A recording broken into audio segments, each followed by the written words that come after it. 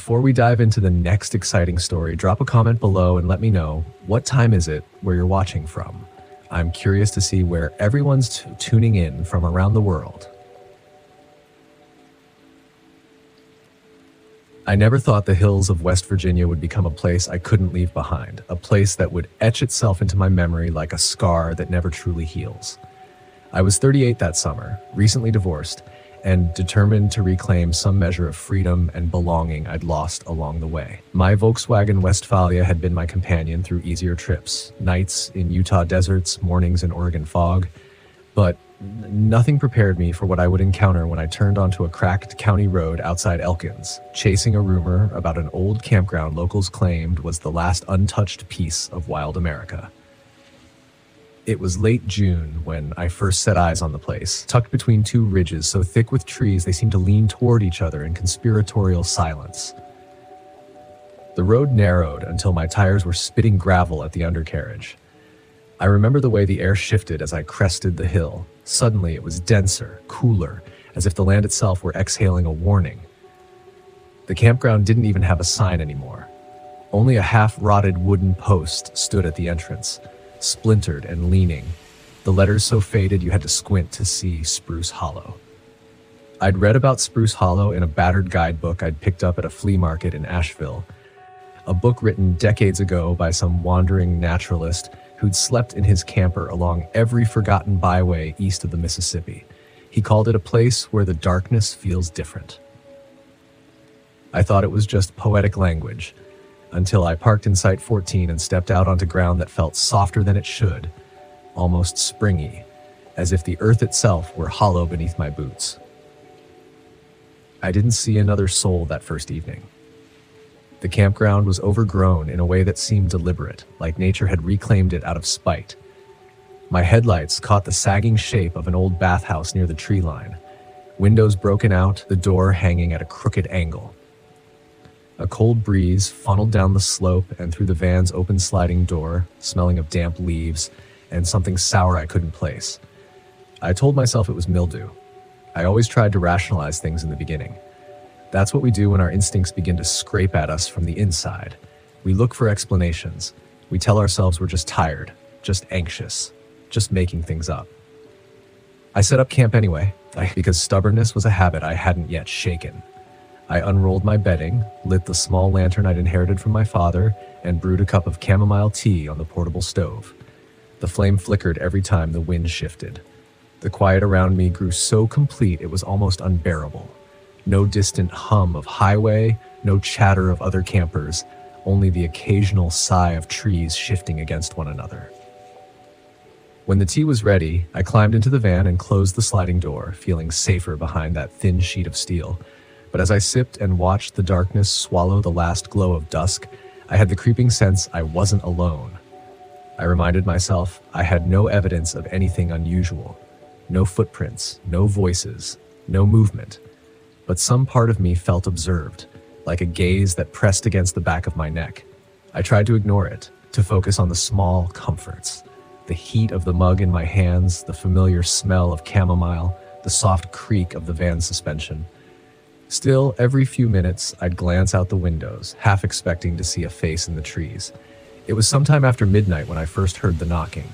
At first, it was so faint I thought it was branches tapping against the roof, but the rhythm was too regular. 3 knocks, a pause. 3 knocks again. My heart thudded so hard I could feel it in my palms.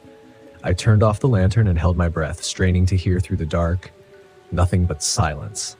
My mind began unspooling explanations. Woodpeckers, raccoons, my own imagination. I kept repeating them to myself like a litany. But then it started again. Closer this time. 3 knocks, so crisp I knew they weren't coming from the roof. They were coming from the side of the van, inches from where I sat. The sound of it stripped something away inside me, a belief in my own safety. I crawled into the front seat and flicked on the headlights, but all they revealed were trunks of trees standing in that same patient, indifferent formation. I wanted to believe it was an animal testing the van's shell. That was easier to accept than the idea that a person had walked silently up to my campsite in the dark and was now hiding just out of sight. I didn't sleep that night. I sat in the driver's seat until the eastern sky grew pale and the knocking finally stopped. My eyes burned, and every time I began to drift off, I jolted awake, certain I'd heard movement outside. At dawn, I forced myself out of the van to look for prints in the soft soil around the perimeter. I found nothing.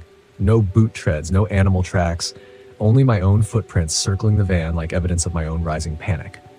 I could have left right then. Some sane part of me was screaming to pack up and go.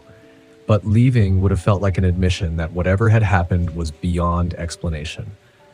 I told myself that daylight would turn everything to normal. I boiled more tea, washed my face, and convinced myself I was overreacting.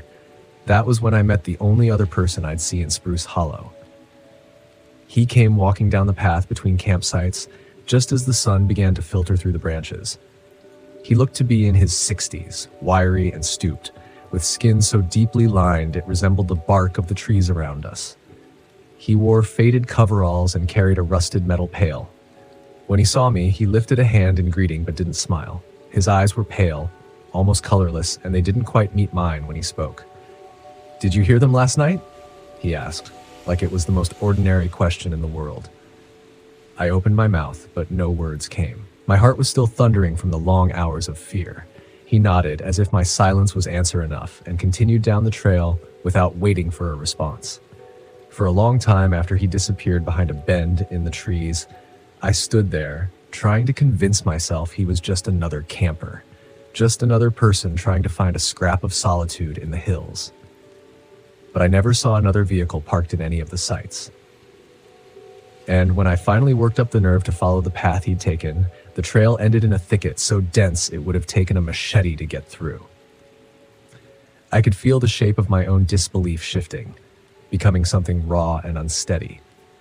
This was the first time in my life I didn't have the words to explain away what I'd experienced. It was the first time I wondered if all those rumors about the Hollow were more than folklore. And it was the first time I asked myself the question that would return to me over and over in the days ahead. What happens when you can't trust your own senses anymore? I stayed one more night. Maybe it was stubbornness, maybe pride. But deep down, it was something harder to admit. I didn't want to leave without understanding what I'd encountered. That man's question kept replaying in my head. Did you hear them? Like it was a known thing. Like he expected me to hear them too.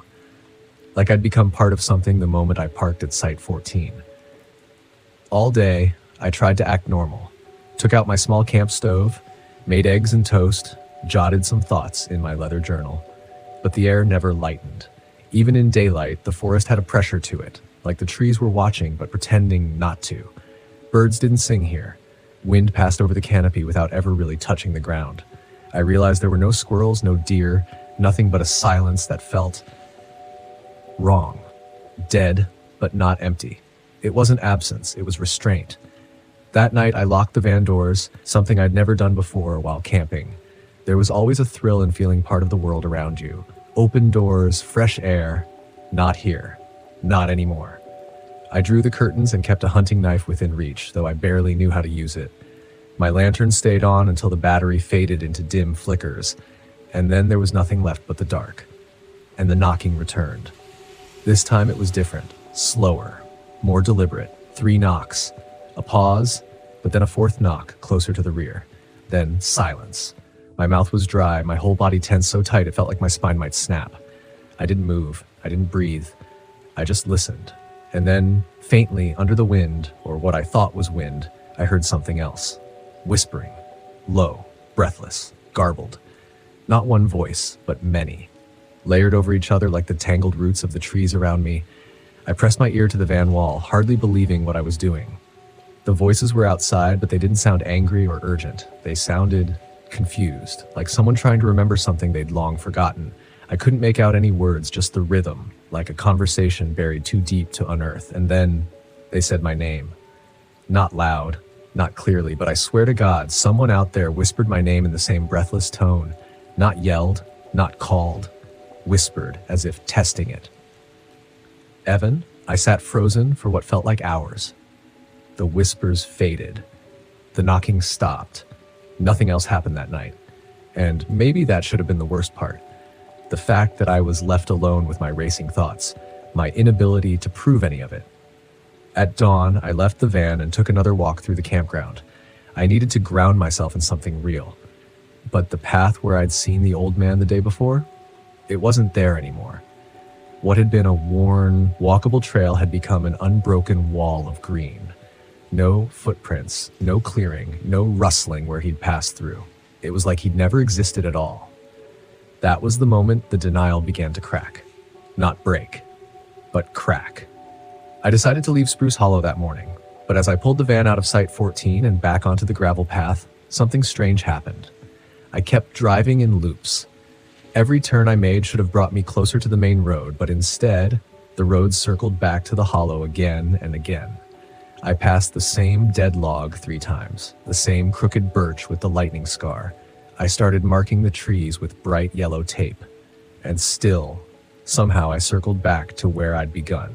By noon, I was panicking. I wasn't low on gas yet, but I was burning it faster than I liked, and there was no phone signal out here. I even climbed on top of the van to look for a rise, a ridge, anything to break the claustrophobia of trees, but it was just endless green in every direction.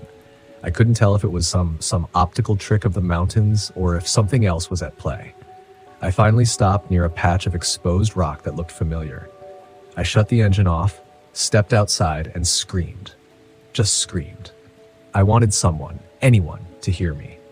I was a grown man yelling into an indifferent forest, and all it gave me back was the echo of my own fear. I sat on that rock for hours, waiting for something to change, and that's when I heard footsteps. This wasn't animal movement. This was slow, heavy steps, one after the other. At first, I thought it was someone hiking, maybe another lost traveler, but the closer the sound got, the more wrong it felt. The steps were uneven, dragging, like the person was barefoot or hurt, or worse. I turned toward the sound, heart hammering, and caught the shape of someone just beyond the tree line. They weren't walking, they were swaying. Like they didn't fully understand how legs were supposed to work. Their clothes hung in tatters. I couldn't see their face, just matted hair and pale arms, but I could feel their attention, like a weight pressing against my chest. I didn't wait to find out more. I bolted back into the van, slammed the door, and twisted the key in the ignition. The engine stalled. Once. Twice. It roared to life on the 3rd try, and I floored it, gravel spitting beneath the tires. I didn't care if I scraped the van's undercarriage to hell. I just needed out. And this time I took the opposite route from every turn I'd made earlier. Pure instinct. No logic. Just a desperate blind reversal of every path I'd taken. It worked. After 15 agonizing minutes of bouncing through the back roads, I hit pavement. Real, smooth asphalt. Civilization. The sign for Route 219 flashed by my window, and I nearly cried. But as I looked into the rearview mirror, just before Spruce Hollow vanished behind a bend, I saw something that made my blood run cold. A figure standing at the edge of the woods, not moving, just watching. They say trauma can warp memory. That fear can exaggerate the truth, but I've relived that moment 1,000 times. The tattered clothes, the pale, wet skin, the motionless stance like it wasn't a person, but the memory of one. And that's the truth about West Virginia no one tells you. You think once you escape something like that, the story's over. You drive away, get back to cell service, hit a diner, maybe laugh about it later with friends over a beer. You tell them how you almost lost it out there, and they shake their heads and call you a legend. But that's not how this works. Not with what happened to me in West Virginia. Because once something like that gets into your head, it doesn't leave just because you cross state lines. It lingers, like pine sap on your skin, like the smell of something dead in your vents. You can scrub and still feel it crawling under your thoughts. I made it back to Elkins that afternoon, pulled into a gas station, and just sat there in the driver's seat for 20 minutes before I could make myself move. People were walking past, buying sodas, smiling like the world was still normal. Like I hadn't just seen something that made me question every law of nature I thought I understood. When I finally stepped inside, I looked in the mirror above the sink in the restroom and barely recognized myself. My face was drawn tight, my eyes bloodshot. I looked like someone who'd been underground for weeks. I filled the tank, bought a hot dog I never ate, and started driving, fast. No music. No stops. I didn't even really have a destination in mind. I just needed distance. That night, I parked in the lit lot behind a truck stop in Maryland, slept with the doors locked, every curtain drawn tight, the hunting knife still beside me. But I didn't sleep because the whispering came back, not outside. This time it was inside my head, low, rhythmic, familiar, words that weren't words, and always that name, my name, Evan. I jumped out of the van around 3 a.m. and just paced the lot for an hour in my socks. I probably looked like a lunatic to the truckers nearby.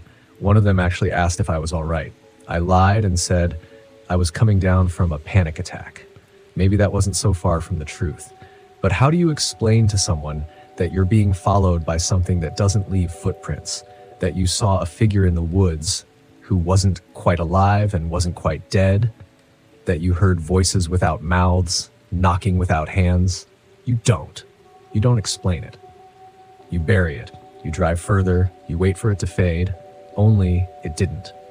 For weeks, I felt like I was being watched. Even when I was in cities, parked in well-lit places, surrounded by people, that presence, it lingered. I'd catch glimpses of movement in my side mirrors, shadows where there should be none. And at least twice, I woke up to find pine needles scattered on the front seat. My doors were locked, no sign of a break-in. Just pine needles. And once, a thin, muddy handprint on the back window. I stopped telling people about it. The few I tried opening up to gave me that look. You know the one, the polite concern. The internal calculation of whether they should recommend therapy. So I stopped. I kept it inside. Until I found that forum. It was a deep dive thread on a van life site. Most people there were just sharing cool campsites or their favorite gas-saving hacks. But buried in one thread about haunted campgrounds was a post titled, "Spruce Hollow WV, do not camp here." My heart stopped. The post was by someone named Martin A., and it was short, just a few sentences. Stayed here last spring, Site 14. Weird stuff, whispers, footsteps, things I can't explain. Got out the next morning, never going back. I messaged him immediately, told him what I'd experienced, begged for more info. He didn't reply for a week. And when he did, all he wrote was, "You shouldn't have stayed more than one night." That was it. No details, no warning, just confirmation. But that was all I needed to know. I wasn't crazy. That something real happened in those woods. Something that had a pattern, a rhythm. Something that chose people. The more I looked into it, the more I found whispers online, buried in old Reddit posts, hiking forums, even cryptid blogs. People describing similar things. The whispers, the loops in the forest, the swaying figures. Most chalked it up to folklore or backwoods paranoia. But some people, they disappeared. I found names, cross-referenced missing person reports, hikers, van lifers, solo campers. The disappearances never made national news, but local had the details if you knew what to look for. All of them last seen near the Monongahela National Forest. Several of them were reportedly heading to, yeah, you guessed it, Spruce Hollow. That campground wasn't just a forgotten loop in the hills. It was something older, something that held people, or maybe studied them. And I started to believe that maybe the figure I saw wasn't someone who died there. Maybe it was someone who got stuck. Think about that for a second. Imagine getting lost, not just in the woods, but in something that remembers you. A place that rearranges itself so you never leave, so you never move forward. Like a vinyl record skipping on one groove for eternity. And the longer you're there, the less you remember why you wanted to leave in the first place. I had nightmares for months. Not of monsters, not of violence, but of stillness. Standing among the trees, unable to move, watching someone walk past and trying to scream, but no sound coming out. Just that endless loop of being seen and not being helped. Like that man in the flannel. Like maybe he had tried to help me. Like he'd once been someone just like me, camping in a van, thinking he was safe. And now, he was for the forest. After 6 months, I went back. Yeah, I know what that sounds like, but I had to. Not to camp. I wasn't that reckless. I parked near the ranger station in broad daylight with 3 bars of signal and a full tank of gas. I didn't even go in all the way, but I had to see it again. Had to prove to myself it was real. Spruce Hollow was still there. But there was a sign now, official, weathered. Campground temporarily closed, hazardous trail conditions. Temporary, like someone was still pretending they'd fix it someday. I asked the ranger on duty what the deal was. He was young. Didn't seem like he knew the whole story. Said something vague about rock slides and dangerous trees. I nodded. Said thanks. Got back in the van. But just before I pulled away, I noticed something scratched into the wood of the bulletin board behind the sign. It wasn't new, sun-bleached and old, but still visible. It just said, "They don't let you leave twice." I didn't go back. I won't.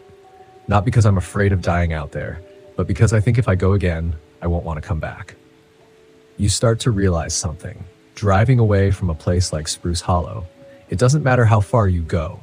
You can cross state lines, climb mountains, sit beside sunlit lakes in Colorado or Arizona. Doesn't matter.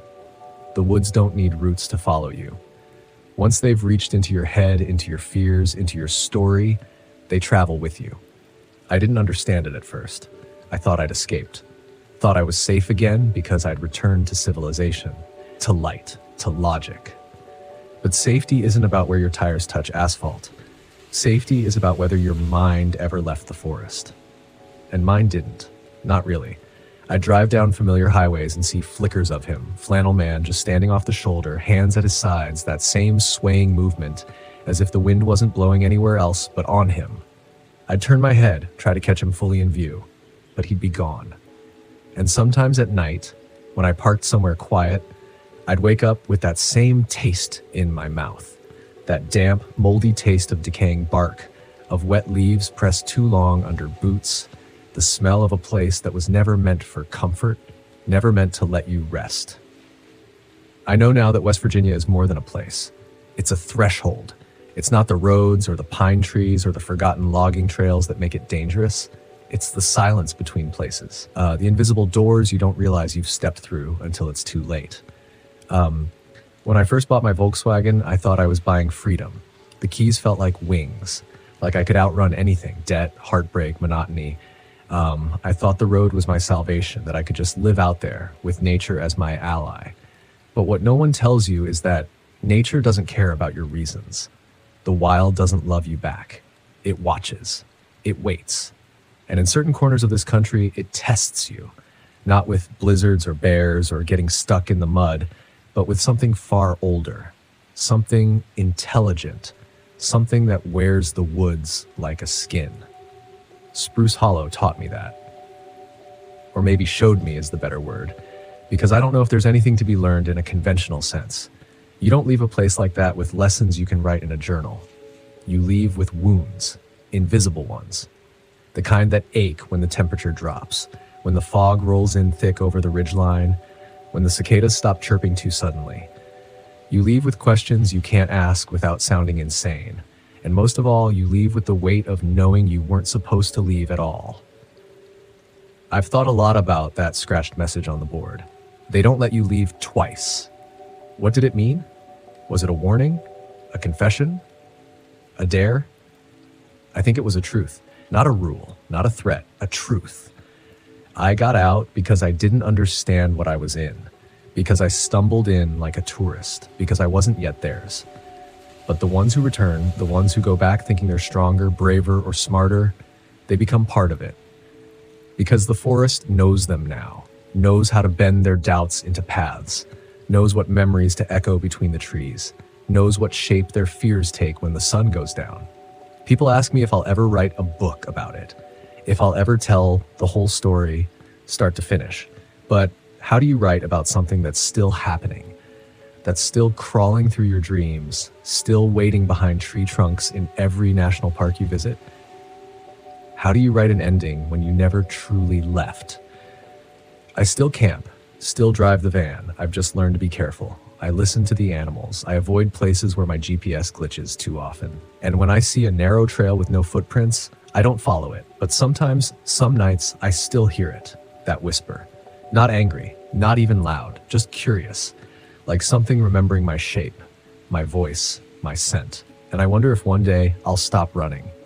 If I'll drive back to West Virginia, not because I want to, but because I need to. Because somewhere out there, beneath those twisted trees and half-buried fire rings, something is still watching, still waiting. And maybe this time, it won't let me leave at all. I don't know if I believe in curses. but I do believe in silence that listens back. And I do believe that some places don't want you there. Not because they're evil, but because they remember. And they wait.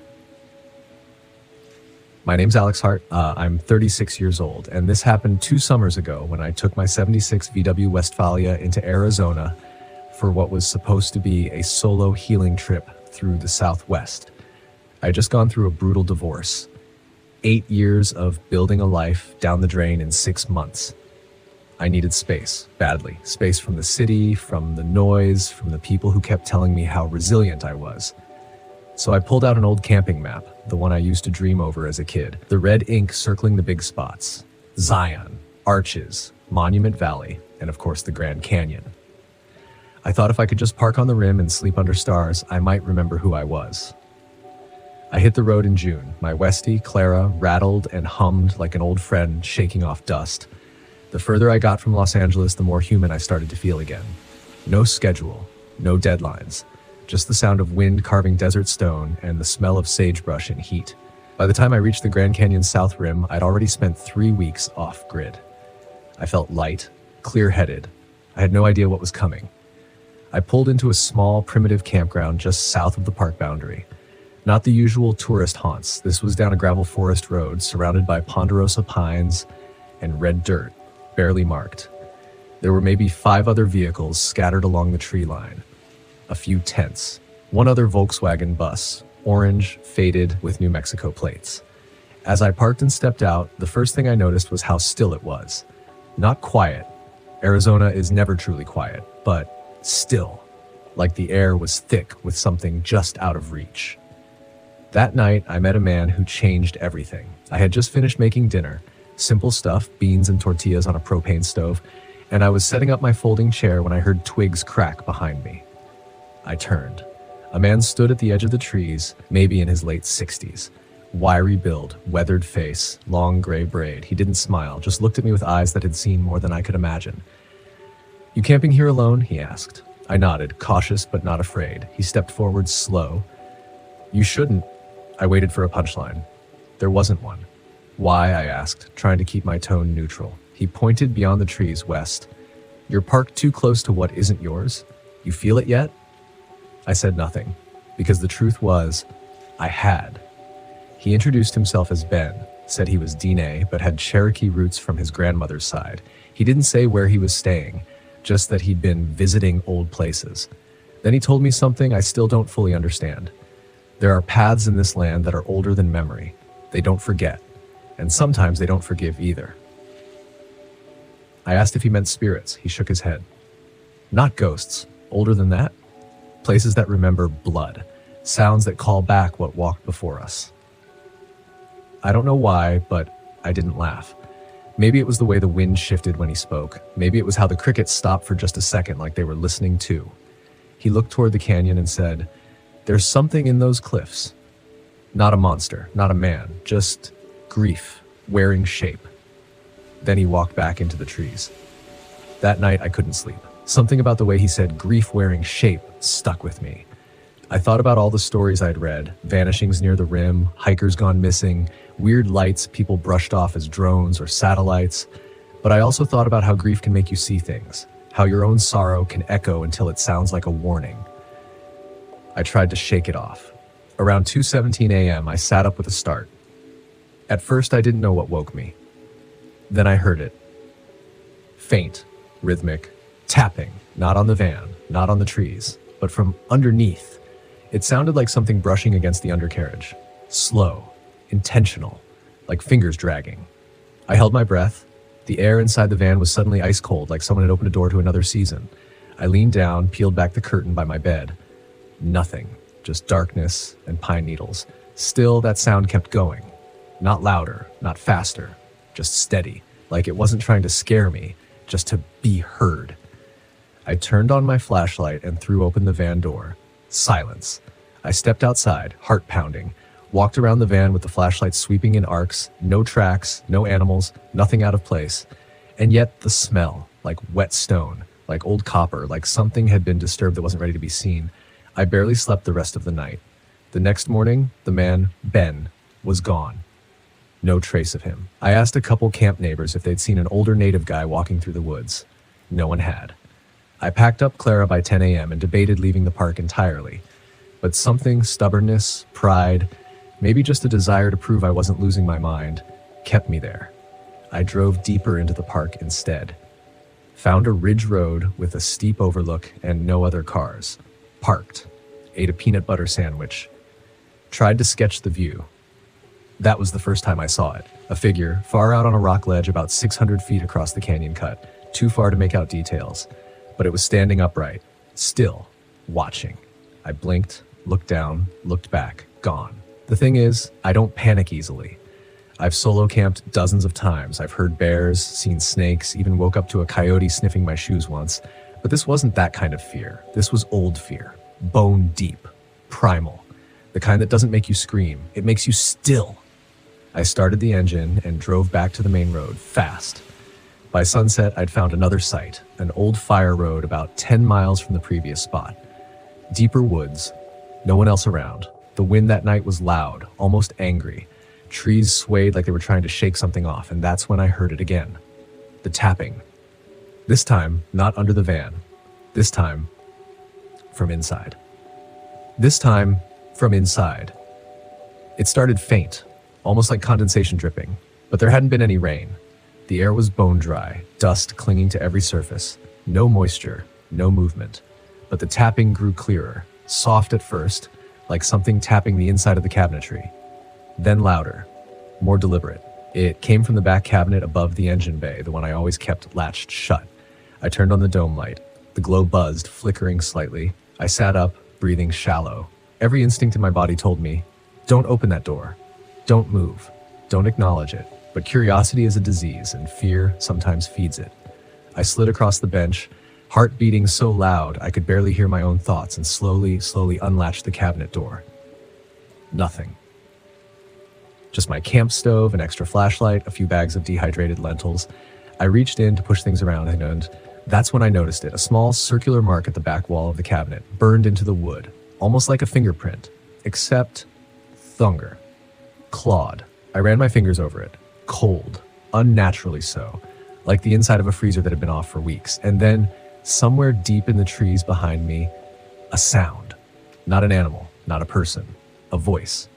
Or something shaped like a voice. Calling my name. It wasn't loud. It wasn't even threatening.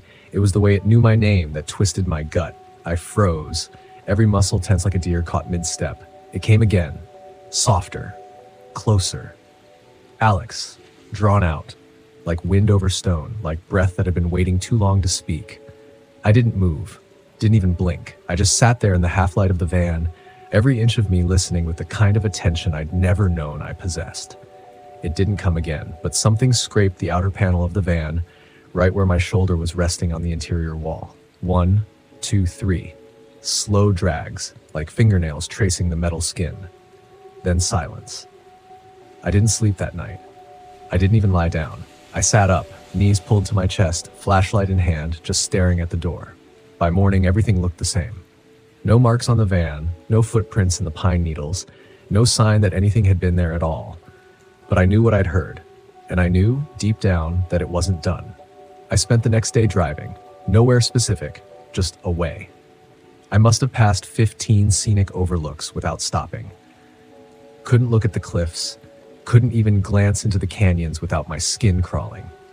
By mid-afternoon, I was in the Kaibab National Forest about 30 miles north of the rim. Thicker trees, denser underbrush, fewer people. I thought I'd finally outrun it. But night doesn't care how far you drive. That evening I parked at a clearing just off a service road. Old fire pit, no signage, no cell reception. I left the van doors open, hoping the breeze and the sound of the woods would calm me. I cooked pasta. I tried to journal. I pretended nothing was wrong until the wind changed. It shifted hard like a tide pulling back. All the normal forest noise, the insects, the birds, the rustle of leaves just stopped. And in that hush, I heard it again. Alex, right behind me. I spun around. Nothing, just trees, shadows, the last orange light of sunset. But the air, it felt wrong. Too still, too quiet, like something was holding its breath, waiting. I backed toward the van slowly, and then I saw it. At the edge of the clearing, just beyond where the firelight faded, a shape. Tall, thin, almost human, but not quite. The limbs were too long, the posture too still, and the eyes, no glow, no shine, just absence. Black, empty, like holes burned into reality. I couldn't move, my feet were locked, like the earth had gripped them. My mind screamed run, but my body wouldn't obey. Then it tilted its head, not curious, not confused. Mocking, and with that movement, something broke loose inside me. I bolted, slid into the van, slammed the sliding door shut, locked it, and curled into the driver's seat with every muscle shaking. I didn't look out the windows. I couldn't, but I heard it, circling, slow, deliberate. It scraped one side, then the other. Not frantic, not trying to get in, just letting me know it could. At one point, it knocked. 3 slow knocks, then silence again. I must have passed out at some point. Exhaustion overtook terror. I woke with the sun searing through the windshield, drenched in sweat. The van was fine. No scratches. No sign of anything. But I knew. That thing, whatever it wasn't just a haunting. It was a memory. A scar the land itself remembered. That day, I made a decision. I drove straight to the nearest tribal community center, about an hour northeast in a small town called Tuba City. I didn't expect answers. I just needed someone to tell me I wasn't insane. I walked in, disheveled, eyes hollow. An elder woman looked up from a table of beadwork. She must have seen something in my face because she stood immediately and came over. "You saw it, didn't you?" she asked softly. I nodded. She didn't ask what it looked like. She didn't ask where. She just said, "They come when you don't listen."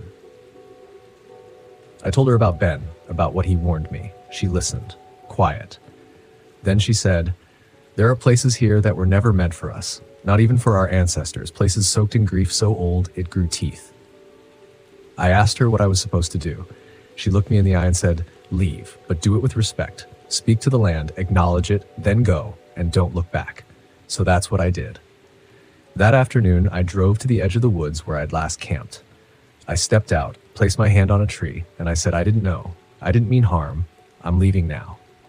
I don't know if it heard me, but the wind picked up, and for the first time in days, it didn't feel heavy. Just wind. The wind blew through the trees like a breath released. Not warm, not cold, just real. It passed over my face, rustled the dry grass, and then faded into stillness. For a moment, I thought it was over. But some places don't forget you just because you say goodbye. I drove north, fast, toward Utah. Didn't stop, didn't take the scenic route. Just pushed Clara hard down the highway until her engine rattled like bones in a tin box. But even a van has its limits. Somewhere near the Arizona-Utah line, she sputtered.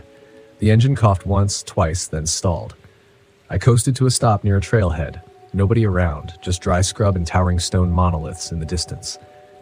No signal, no traffic, no sign of life. I cursed under my breath, popped the rear hatch, started checking the engine. I'd rebuilt it twice myself. I knew her inside and out, but this time nothing made sense. No loose wires, no leaking fluid, just dead. Like something had reached into her and stopped her heart. I stepped back, and that's when I noticed the temperature. It was nearly 100 degrees earlier that day. Now, my breath fogged in the air. I looked up.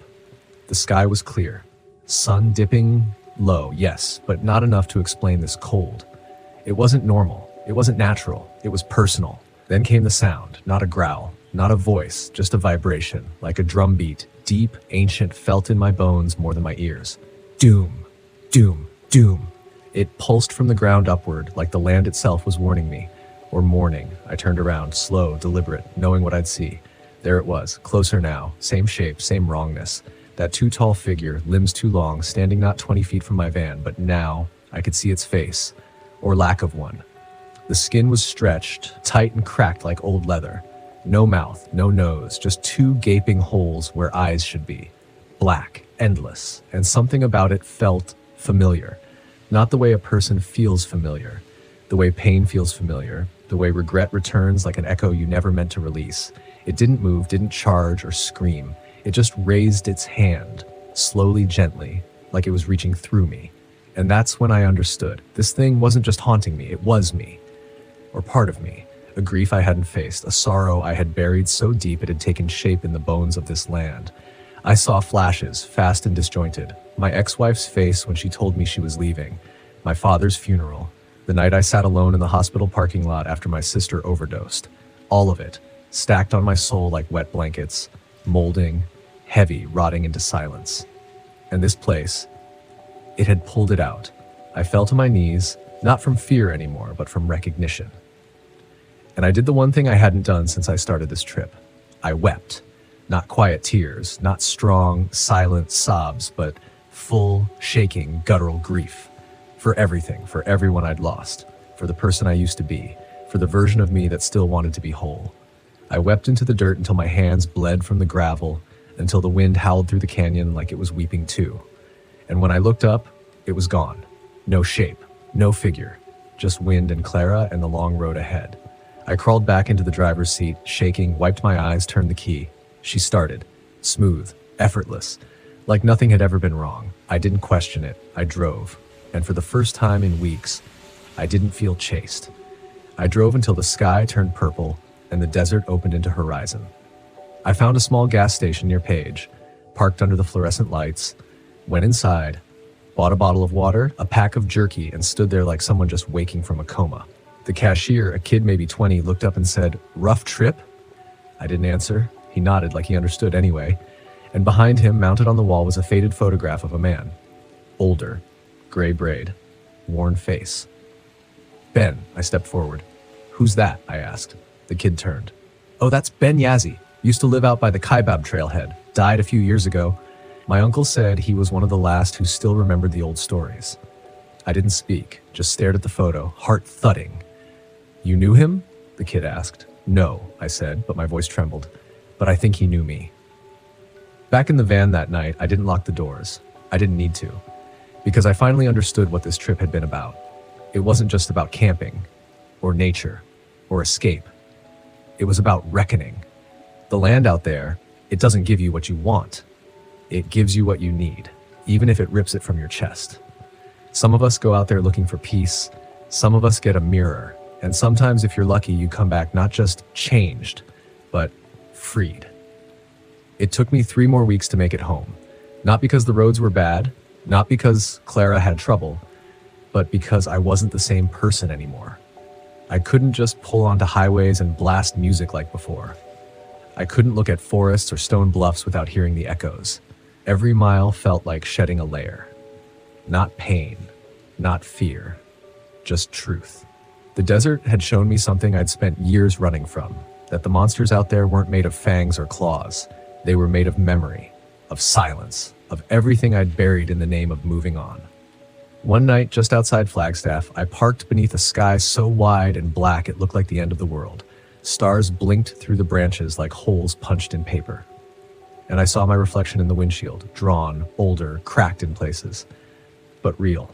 For the first time since I started this trip, I let myself be quiet. No podcast, no YouTube video, no distractions, just the breath of pine, the creak of Clara cooling in the night, the slow rhythm of my own heartbeat. And into that quiet, I whispered, "Thank you." Not to anyone, not even to the thing that haunted me, but to the land, to the grief, to the fear that had finally shown me its face. I don't think people talk enough about what it means to be alone in places that remember things. Places older than maps, places where sorrow lingers like smoke in the soil. They call it haunted, but I think it's more like sacred. Because what else do you call something that demands your whole self, that strips away every illusion until all you have left is who you really are? Back home, my friends asked about the trip. Any cool hikes? Did you see the North Rim? Was it as beautiful as they say? And I smiled. Because yes, technically, I did see it. But that wasn't the story I brought home. The story I brought home couldn't be told with pictures or posts, because beauty isn't always pretty. Sometimes beauty is brutal. Sometimes it shows you what you've become, just so you can decide whether or not to stay that way. That winter, I kept Clara parked in my driveway. Didn't take her out, didn't even start the engine. Not out of fear, but reverence. Some nights I'd sit in the back, alone, lights off, wrapped in a sleeping bag, and I'd close my eyes and listen for the knock. It never came, not because it wasn't real, but because I had finally answered. There's something you should understand if you ever decide to camp near the Grand Canyon. It's not just a view, it's not just a park, it's a memory, carved into the bones of this continent, wider than grief, deeper than silence. The tribes that lived there, the ones still there, they know. That's why they don't build in certain places. That's why they don't take photos at certain cliffs. That's why they don't chase the strange sounds in the trees, because they remember what we try to forget, that there are things older than us, older than stories, older than names, older than fear. And if you don't listen, really will find you. Not to hurt you, not even to scare you, but to wake you up, to remind you what you buried, to ask, are you ready to stop running? So here's what I want you to know before you pack up your van and head out. Not the rules in your glove box, not the camping tips from your favorite influencer, but this. When you feel the hair rise on the back of your neck, listen. When the wind dies and the birds go quiet and the silence wraps around you like wool, don't shrug it off. That's not fear. That's memory. The land remembering something in you. Stop pretending you're just passing through. You're not a tourist, you're a guest. And some guests are asked to stay. Others are asked to leave. You'll know the difference if you're listening. And if a man named Ben ever shows up on the side of a dirt road with a long braid and eyes that seem to see your soul, pull over, roll down your window, and listen. Because sometimes the only thing standing between you and a nightmare isn't a weapon or a flashlight, it's a warning. It's been 9 months since I came back. I still dream about that place. Not in nightmares, but in fragments. The cold mark on the wood, the whisper of my name, the scraping along Clara's walls. But the dreams aren't cruel. They're quiet.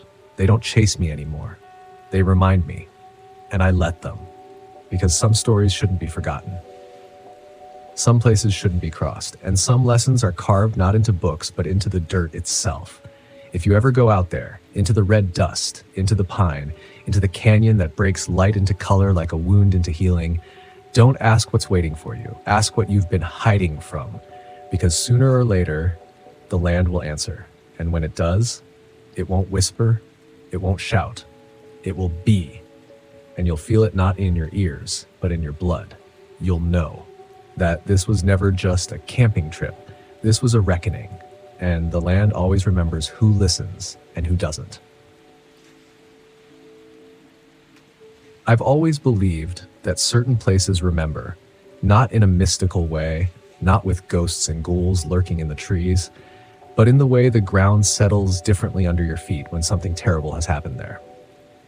Like the dirt itself won't quite let go of the fear. That's how Yosemite felt to me.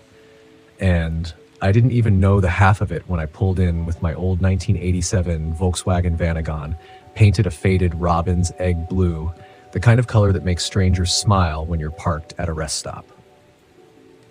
It was early October when I drove in, the kind of cold that nips at your bones but doesn't quite hurt yet. I'd been on the road for 3 months, bouncing around the Pacific Northwest, chasing the kind of silence you can only find under trees older than civilization.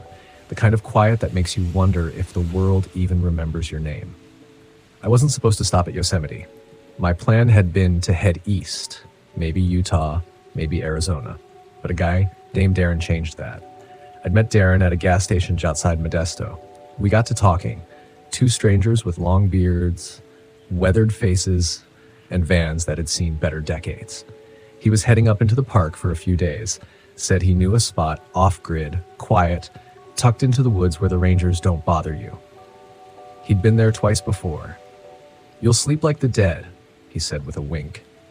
It was the wrong thing to say, but I didn't know that yet. I followed him in, our vans winding up into the Sierra Nevada like 2 metallic turtles on a pilgrimage. It was already dusk by the time we reached the site. No official signage, just a narrow pull-off near the edge of a ridge, half a mile from any trail. The air smelled like pine needles, wet stone, and something else. Something faint, like rust. But I shook it off. My mind played games like that when I was tired. We parked, cooked beans on our little stoves, shared a whiskey bottle and stories around a fire we built from fallen branches. Darren told me he used to be a park ranger back in the late 90s. Said he left after too many people went missing.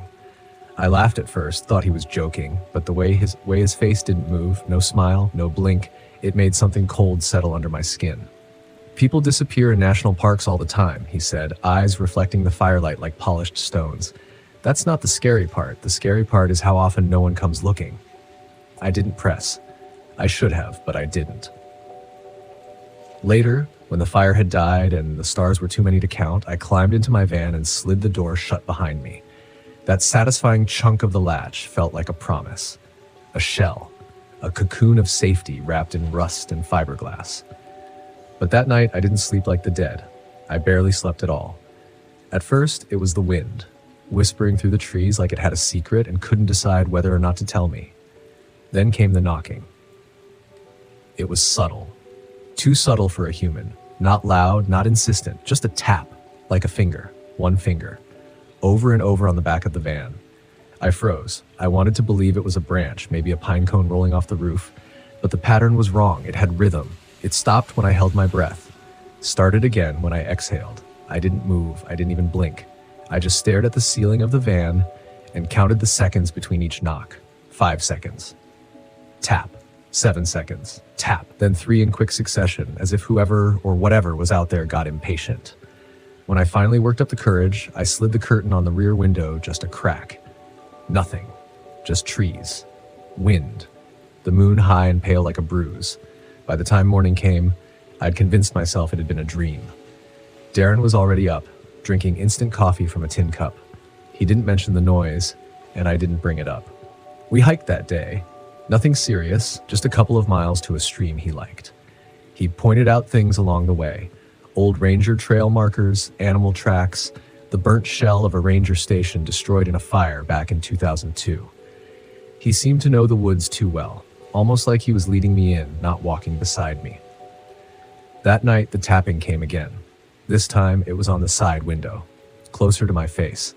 I lay there with my heart jackhammering in my chest, convinced that if I moved, even breathed too loud, I'd hear the handle on the door creak open. But nothing happened, just knock, knock, then silence, like it was waiting for me to answer. I wanted to open the door and confront it. I wanted to believe it was an animal, maybe Darren messing with me, but deep down, I didn't believe that. Not even close. The next morning, Darren was gone. His van, his chair, his tin cup. Vanished. At first, I thought he went for a hike. But as hours passed, dread began to grow like mold in my gut. I walked the trail we'd taken the day before, calling his name, listening for the crunch of boots or the glint of blue metal through the trees. Nothing. By sundown, I made a choice I still can't explain. I stayed another night. Not out of courage, not even hope. I think I needed to know. That night, I didn't sleep. I sat in the driver's seat with my pocket knife clutched so tight my knuckles ached. And at exactly 2:11 a.m., the tapping returned, but this time it came from the roof. It didn't sound like fingers anymore. It sounded like someone crawling, shifting their weight slowly, deliberately across the top of the van, like they were trying to find the softest part, the weakest part. And then, right above me, I heard breathing. Not my own. A long, slow inhale and a shuddering exhale, right above my head. I don't know how long I sat there, frozen. Maybe minutes, maybe hours. The breathing above me didn't stop. It didn't hurry. It didn't change. It was patient, like it had all the time in the world, like it knew I wasn't going anywhere. I remember staring at the dashboard clock, its red digits glowing faintly in the dark. 2:13 a.m. I counted seconds, not because it helped, but because I needed something to do to keep my mind from cracking. The van creaked under the shifting weight above me, not like a squirrel, not like wind, like knees. Deliberate, cautious, human, but wrong somehow. Heavier than a man should be, but moving like it knew exactly where every joint in the roof frame was. I didn't scream. I didn't even cry. I just held that dull little pocket knife against my chest and prayed the thing above me didn't decide to come through. At some point, I must have blacked out. The next thing I remember was the sunlight slicing through the windshield like a blessing. The sound was gone. The weight was gone. But Darren was still gone. His fire pit hadn't been used. No tracks in the dirt but my own. I climbed out, legs trembling, and checked the roof. Nothing but pine needles and a single, deep scrape in the paint, like something had dragged metal claws across it. I drove out that morning, didn't eat, didn't speak. Didn't stop until I reached a ranger station 2 hours away. The ranger on duty was a woman in her 50s with lines in her face like tree bark. She listened quietly while I told her about Darren, about the tapping, about the crawling. She didn't laugh, didn't roll her eyes, just nodded once and asked me to describe him. I gave her everything I could: gray beard, wide shoulders, dark green beanie, the old Chevy van with the rust patch on the back hatch. She asked when I'd last seen him. I told her 2 days ago. She typed something into her computer, then went quiet for a long time. When she finally spoke, her voice was different, softer, slower. "We had a report of a Darren Brewster who went missing in 2004, she said. Ex-park ranger, matches the description." I stared at her, waiting for the joke, but her eyes didn't flinch. "He's been presumed dead for nearly 20 years, she said. Van was found abandoned in Tuolumne Grove. No signs of foul play." I didn't say anything. I couldn't, because I remembered the warmth of the whiskey we shared.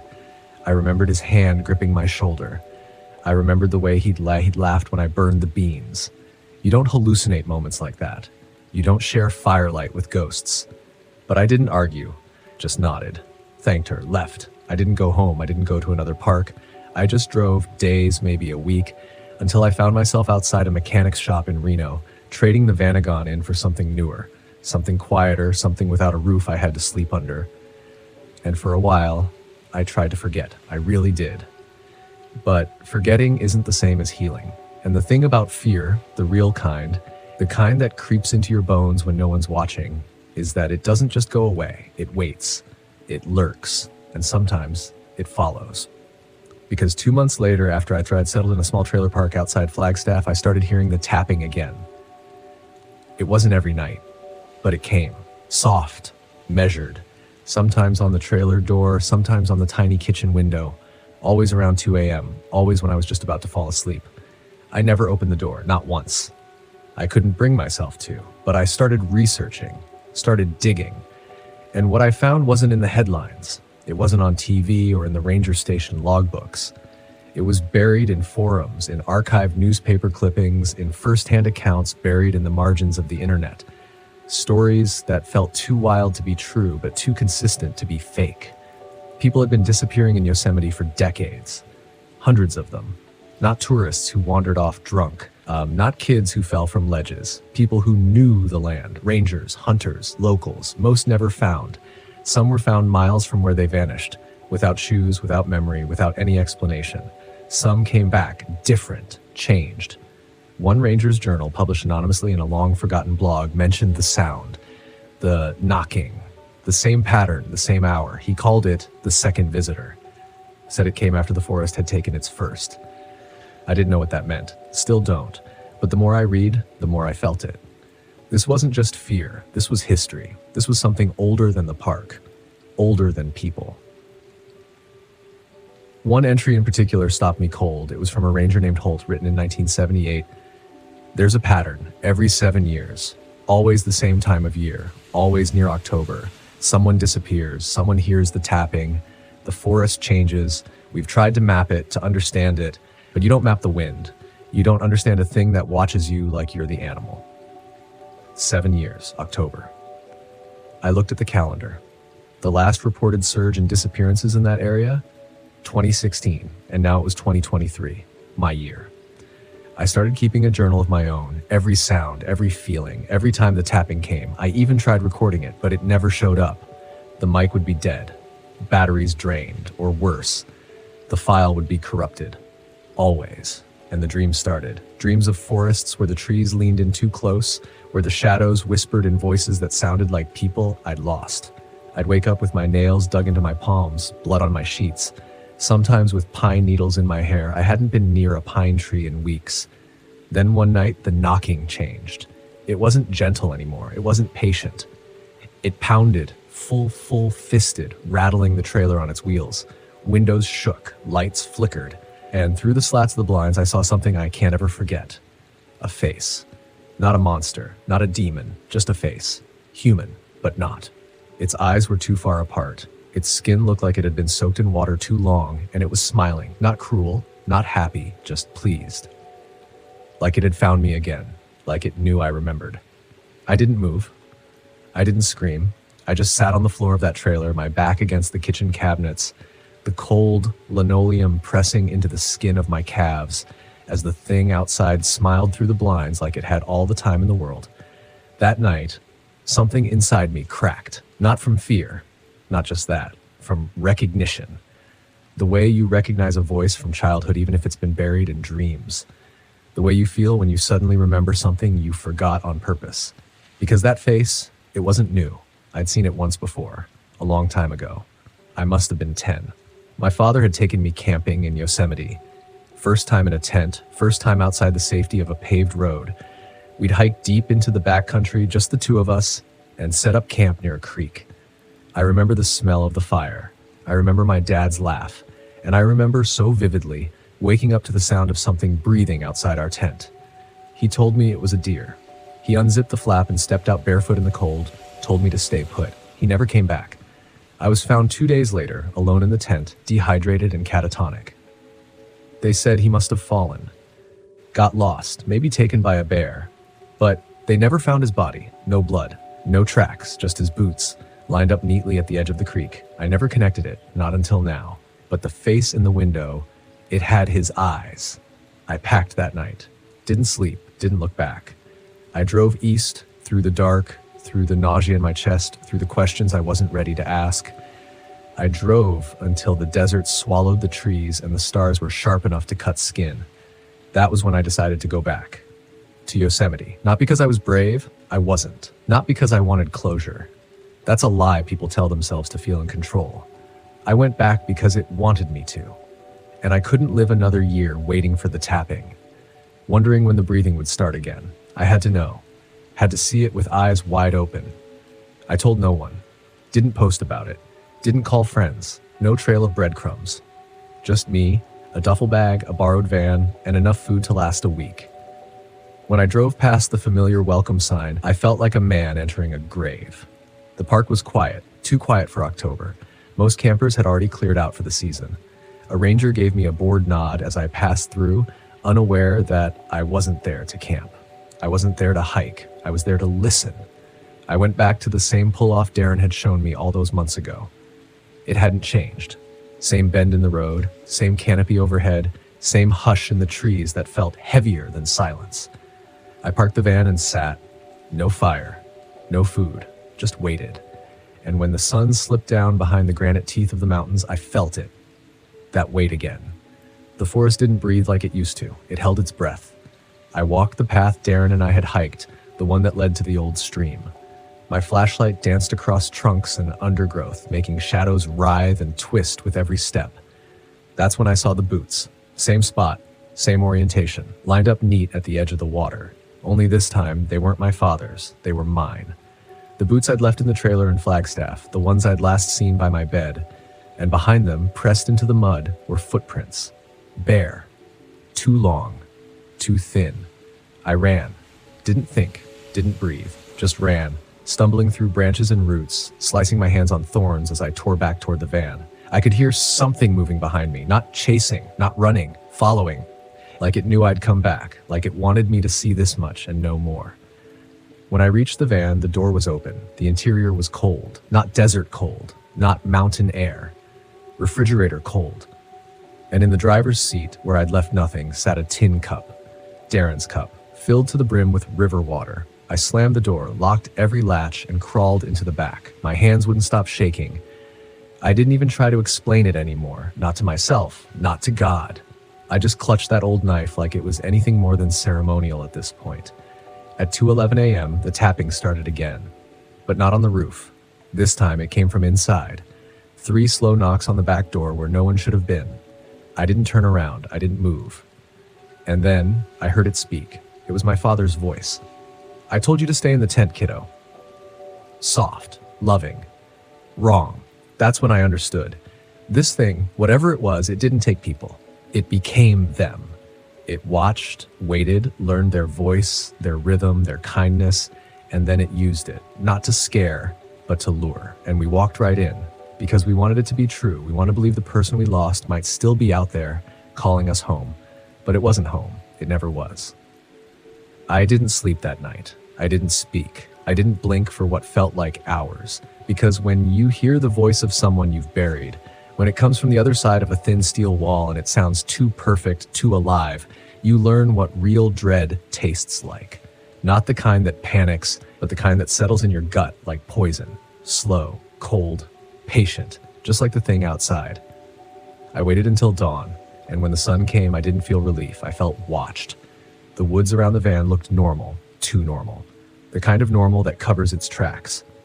A stillness that wasn't silence, but absence. Nothing moved. No birds, no wind, not even the smell of pine. Like the forest had reset itself, like it was pretending nothing had happened. I drove again, faster this time, teeth clenched, fists tight around the wheel. The road out was twisted with fog and memory. I passed the ranger station but didn't stop. What would I say? Hi. Something wearing my dead father's voice knocked on my van door at 2 a.m. They'd either laugh or commit me. And the truth is, I was starting to understand what they already knew. Yosemite keeps its secrets. Not buried, not hidden, just wrapped in silence, covered in moss. Protected by disbelief, because people don't want to believe in things that look like us, sound like us. Things that come back in the skin of someone we once trusted. That's why it works. That's why it feeds. I found a diner an hour outside the park, ordered coffee and sat in the corner trying to keep my hands from shaking. There was a man a few stools down reading a newspaper, and I caught a headline as he turned the page.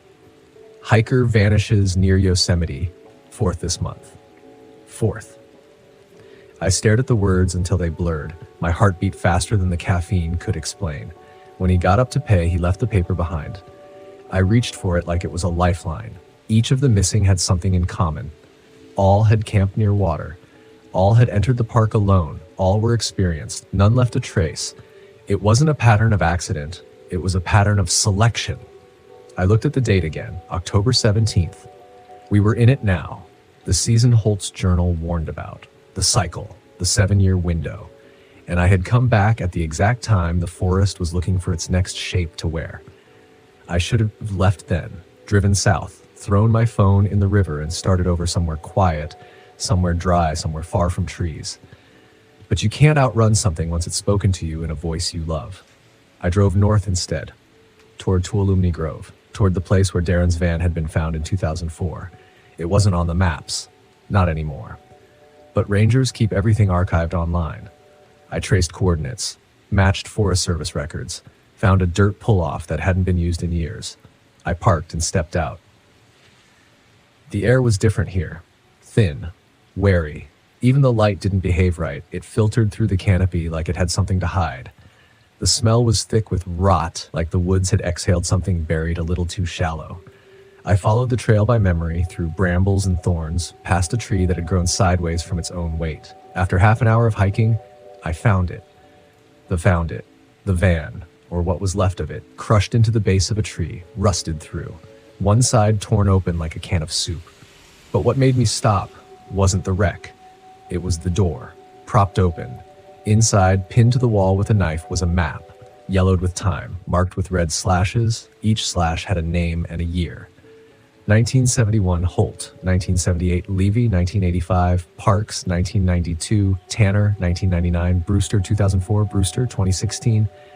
Then written in new ink, 2023, you. It was in my handwriting. I staggered back, mouth dry, head spinning. I'd never written it, but I had, somewhere, somewhen, maybe in a dream, maybe in the fog between memory and forgetting.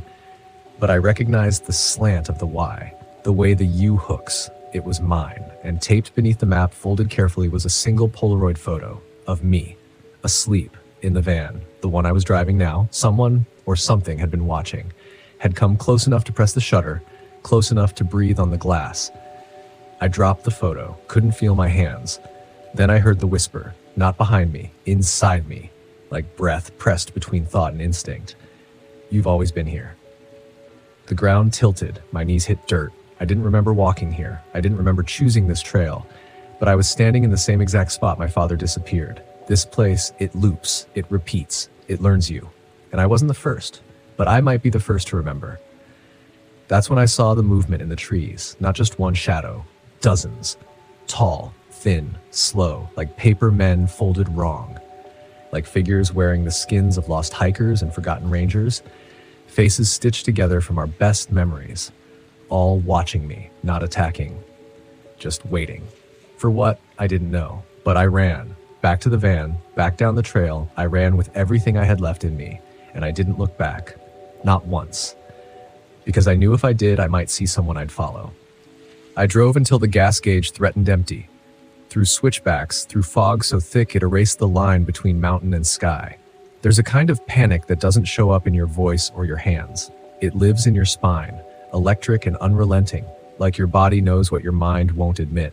That something came back with you. I parked at a truck stop on the outskirts of Merced and slept in a lit parking lot under the hum of sodium lights. But sleep didn't come. Only static. Only a pulse behind my eyes. When I closed them, I saw faces. Not my father's, not Darren's, my own. Dozens of me staring back from the tree line, watching, repeating. You've always been here. The next morning, I found a payphone, not my cell. I'd smashed that the night before with a tire iron after it rang with no number on the display and whispered in my voice, "Turn around." I called my sister. We hadn't talked in years. After Dad disappeared, we drifted. Her way of surviving was forgetting. Mine was pretending I'd already forgotten. But when she picked up, something in her tone told me she'd been waiting. "Have you been back?" she asked. Not "where are you?" Not "how are you?" Have you been back? I didn't say yes. I didn't need to. I dream about it, she whispered. There's a stream, always the stream, and your boots are in the water. Her voice broke.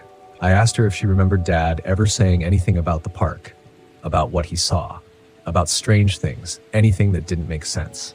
She paused. Then, one night before that last trip, I found him standing outside, just standing there in the backyard, barefoot in the frost, staring up at the trees like they were talking.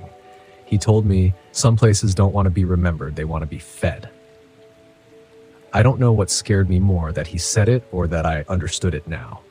Before we hung up, she said something I haven't been able to shake. You know how we always thought Dad died in Yosemite? Yeah?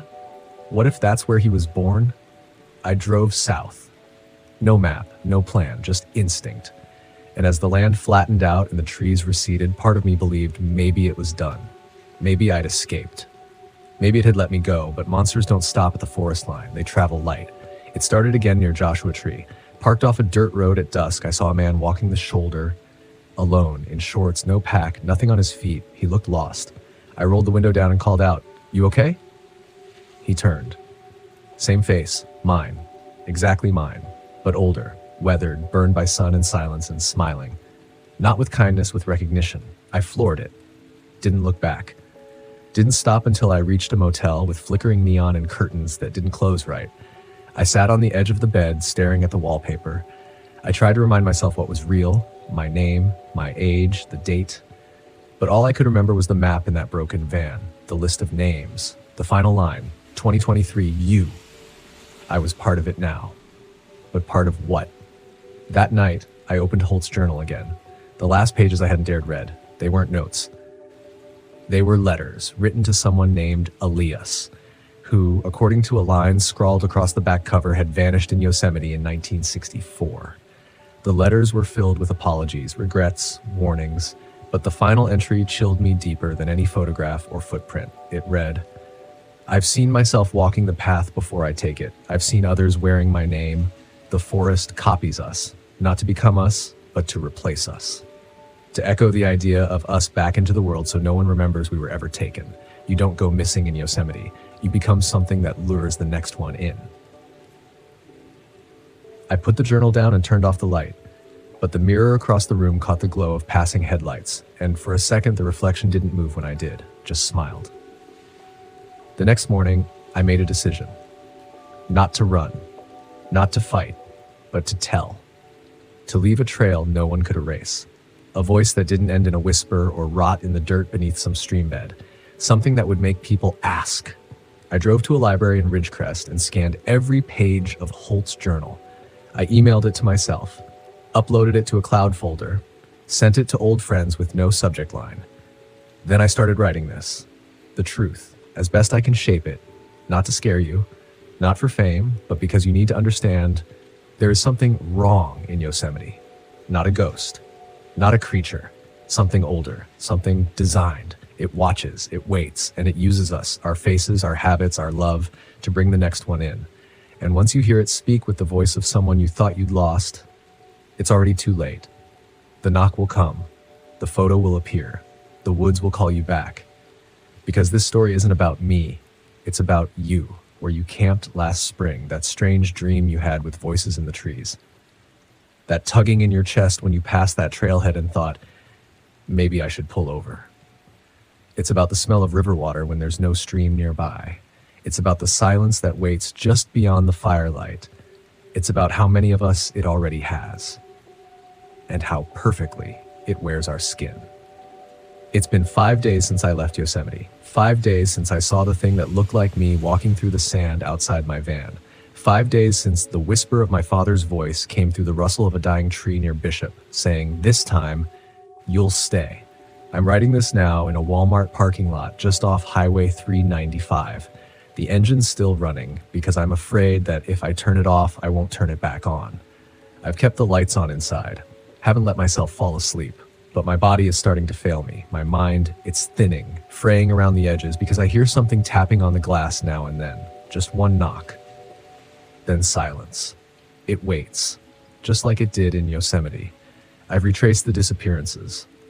Dozens of them. Some reported, most not. People no one ever came looking for. People who vanished in moments where nothing should have gone wrong. Solo campers, early risers, even a retired couple that pulled off to make coffee in the middle of a scenic turnout. All the same story. Car left behind, no footprints. But if you dig deeper, past the news clippings, past the search and rescue logs, there's something stranger.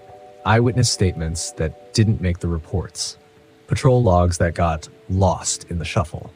One hiker said he saw his wife 20 minutes after she'd gone missing, standing just off the trail, barefoot, whispering to herself. Another described a group of men walking through a grove in single file, all wearing identical red flannel shirts, all moving in sync, until one stopped, looked right at him, and smiled with a mouth that didn't quite match the face. I know how that sounds. I wouldn't believe it either, but belief doesn't matter when the thing already knows your name. And I think it follows us now, not just through the woods, not just at night, but through memory, through recognition. It's not the forest that's haunted, it's us. When we stare into the woods and feel like something is staring back, it's not because something is watching, it's because something is remembering. Our shape, our speech, our routines, the way we hold fear like a scent on our skin. And I've realized something else. The reason the disappearances come in cycles is because that's how long it takes for the last victim's face to fade from memory. 7 years. 7 years for people to forget. 7 years for the next one to wander close enough to hear a voice they trusted, to follow a sound that shouldn't be there, to think, just for a second, that maybe they're not alone. I'm scared that by writing this, I'm giving it more of me to wear. But staying silent never saved anyone. It didn't save Darren, didn't save my dad, and it won't save the next person who pulls off Highway 120 with their Volkswagen, tired and grateful for the quiet, thinking it's just another night under the stars. They'll park near a creek, unzip a sleeping bag, maybe build a fire, and when the moon rises, they'll hear footsteps on the gravel. Then a knock on the door. Then a voice saying, "Hey, it's me." And if they answer, that's when they stop being them. There's one more thing I haven't told you. Something I didn't want to admit, even to myself. That morning in Tuolumne, when I found the wreck of Darren's van and the map and that photo of me asleep, there were more Polaroids under the floorboards. Not just of me, of others, some smiling, some staring dead at the lens. All asleep, all in Volkswagens, all in the same exact spot I had parked the night before. Same rocks, same trees, same scratch on the window frame. And one photo was dated 2025, next year. But the face in it wasn't mine. It was yours. That's why I'm telling you this. Not to frighten you, to warn you. Because if you're still watching this video, still listening to my voice, if you feel that itch at the base of your neck, like you're being watched from behind your screen, there's a reason for that. It knows your patterns now, knows where you've camped, what you drive, what makes you pause and stare into the tree line just a second too long. It's already practiced your voice, already walked around in your smile. And when the moment comes, when the knock echoes through the night and someone you love is standing there in the dark, you'll want to believe it's real. You'll want to open the door, but if you won't be the one who walks away. And the next person will see your face, hear your voice, and think, oh, thank God I'm not alone. That's how it spreads. Not like a monster, but like memory. Like a story someone tells at a campfire. A story that gets passed down, shape-shifted, softened, until no one believes it anymore. Until it's just a whisper in the dark. A curiosity. A myth. But myths don't knock at your door at 3 a.m. Myths don't take Polaroids of you while you sleep. And myths don't leave footprints in the snow that lead right up to your van and never lead away. So if you're still planning your next Volkswagen camping trip, if you're staring at maps, scrolling through quiet campsites on your phone, dreaming of isolation and stars, remember this: not all silence is peace, not all solitude is safety, and some places remember you back. So keep the fire burning, keep the doors locked, and if something knocks in the night, don't.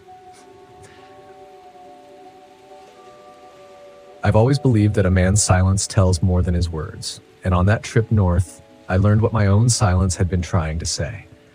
I just didn't listen soon enough. It started with a need I couldn't quite name, a restlessness. I'd spent months dragging myself through the same old routines in Arizona, the desert swallowing sound and time alike, and something in me needed air. Cold, sharp air. Space that could strip you down. I wanted solitude, sure, but I think more than that, I wanted something unmistakably real. That's what made me turn the nose of my 1985 VW Westphalia north. Real north. Yukon north. Past the borders of my own familiarity, through Alberta and into the haunted quiet of Kluane National Park and Reserve. Everyone warned me. They always do.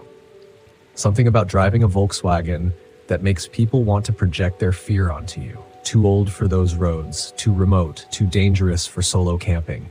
But none of that ever mattered to me. I wasn't chasing comfort. I was chasing that deeper silence, the kind that either heals you or swallows you whole. It took me 3 days to get there. 3 long, beautiful, bone-tired days of winding roads, pines taller than fear, and sky that made you feel like the last person on Earth. By the time I reached the park's outer rim, I hadn't seen another human being in 6 hours. Just moose in the distance and ravens spiraling high and slow.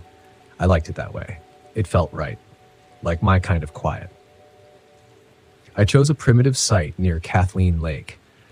Not an official campground, just a flat spot I found down a barely there road cut through thick spruce. There were signs, old and sun-faded, warning about bears, weather, and terrain. But that's what you expect in the Yukon. That's not fear. That's just reality. I parked the van facing the water, left the sliding door open to catch the wind off the lake. I didn't light a fire. I just sat there, listening. There's something about Kluane, the way it listens back, like the trees lean in a little too close. That first night, the cold came fast. Not surprising for September. I was bundled deep in the van's sleeping bag, headlamps still on, journal open, trying to put words to the unease gnawing at my gut. Nothing specific, just a low hum of nerves.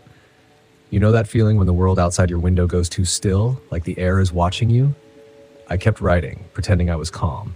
Then I heard the knock. 3 soft taps, not on the van, somewhere nearby. Soft, like bone on bark. I held my breath, listened harder. Nothing. I told myself it was a branch, maybe a raven hopping clumsily on a tree trunk. I even chuckled a little, trying to push the tension out of my shoulders. But my gut didn't buy it. Something about the rhythm, the intention behind it. I turned off my headlamp and stared into the dark, but the Yukon gives you nothing at night, just pitch and whisper. I waited maybe 20 minutes before crawling into the driver's seat to scan the area. No lights, no sound, but the feeling, it had changed. Like the night itself had stepped closer. Like I wasn't alone in the way I wanted to be. Sleep came hard and shallow. Every creak of the van made me twitch. Every rustle outside pulled me halfway awake. I finally passed out sometime after 3 a.m., lulled by sheer exhaustion. When I woke, the van was colder than it should have been.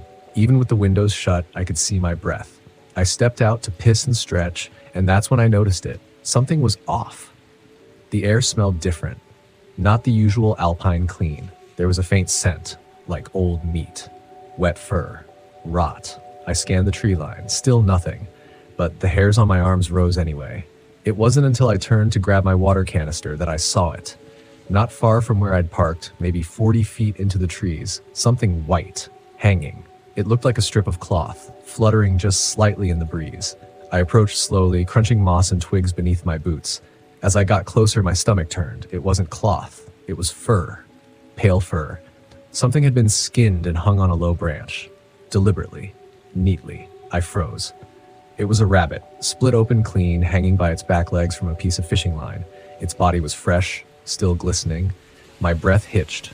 This wasn't animal behavior. This was human. Someone had done this. Left it here. For me to find? Or for something else? I backed away slow.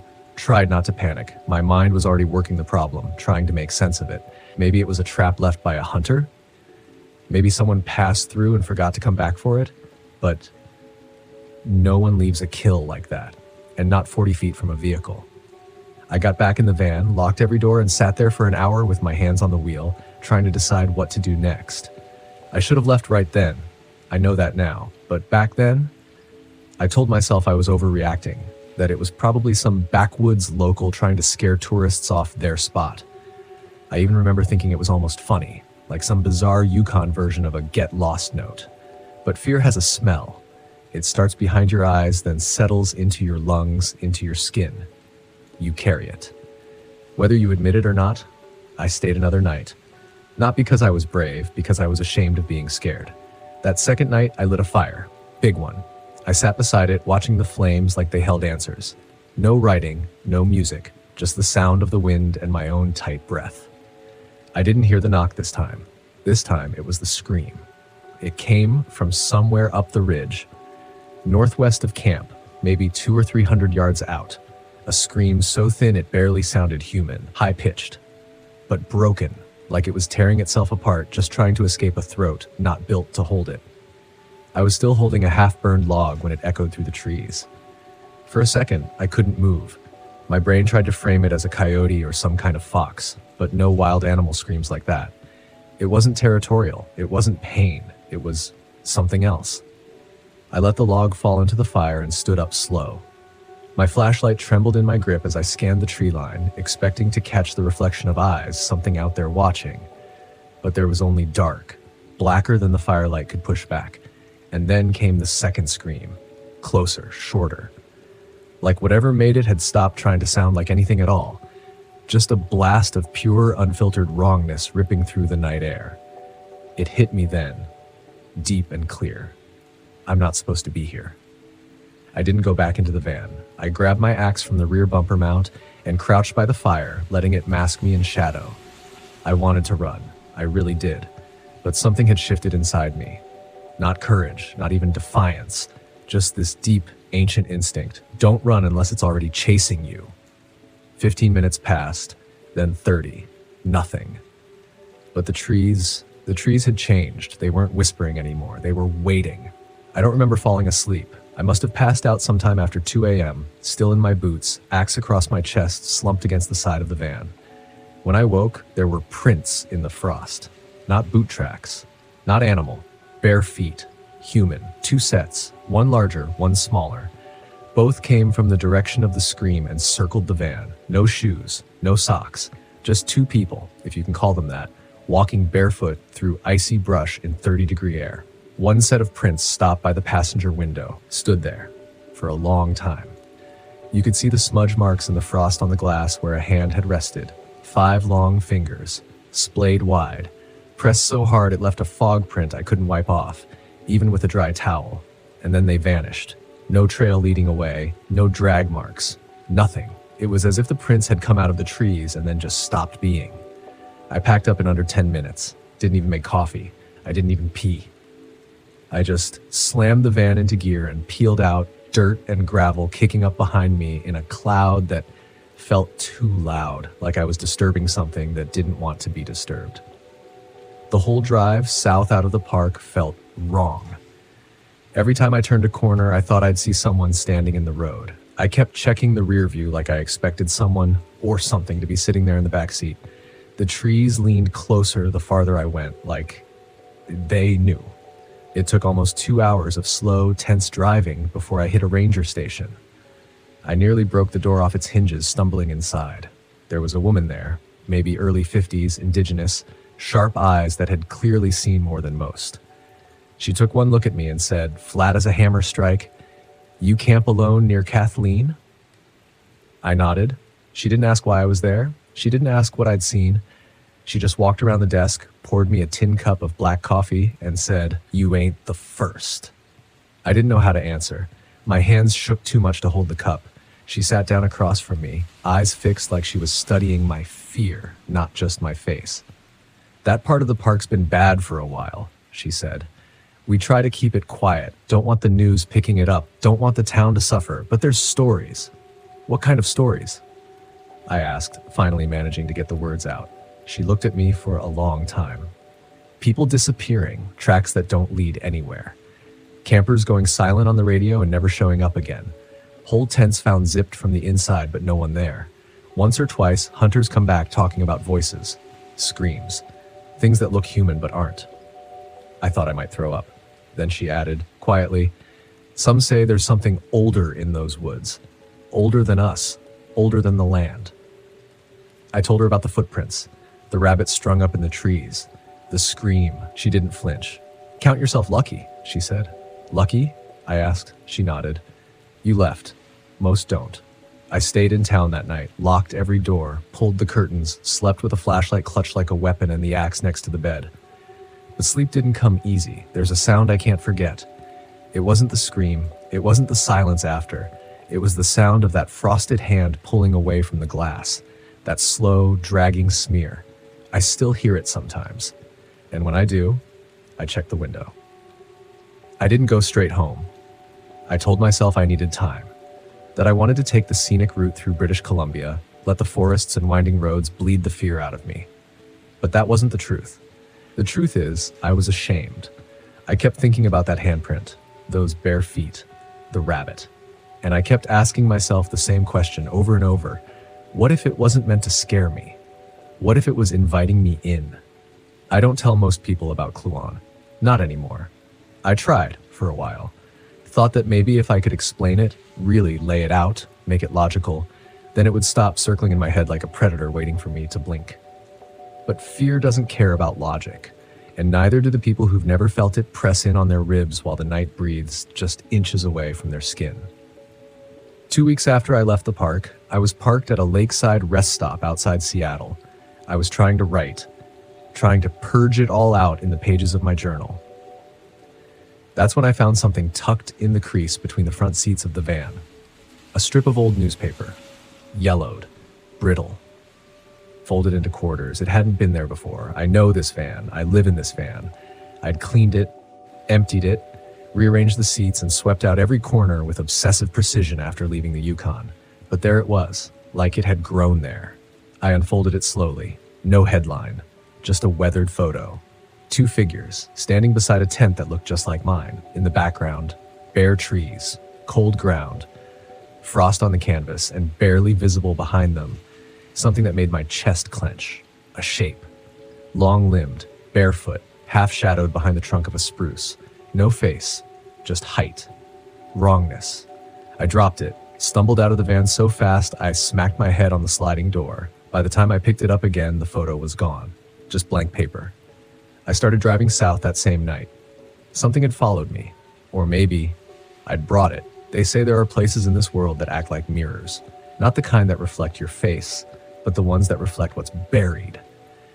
The Kluane Wild doesn't just show you bears and rivers and sky. It shows you what you are when everything else is gone. I didn't know how much I'd been carrying until I heard that scream. I didn't realize how many years I'd spent convincing myself I was fine. That I liked the solitude, that I preferred the loneliness. But the Yukon, it knows better. It's older than your reasons. There was a time in my life when I couldn't sleep unless someone was breathing beside me. Now I flinch at the thought. I tell myself that freedom is enough, that waking up alone in a remote clearing is its own kind of salvation. But Kluane cracked something in me, exposed the rot. When I was 12, my father went missing on a camping trip in Montana. He was driving a VW bus too. They never found his body, just his boots, lined up neatly by the river. I never told anyone that part. The investigators assumed he'd gone for a swim, maybe slipped and hit his head. But I remembered what he told me years earlier when he took me camping in the Bitterroots. There are places in the wild where the air changes, where the birds don't sing. If you ever feel the trees go quiet, don't stop walking.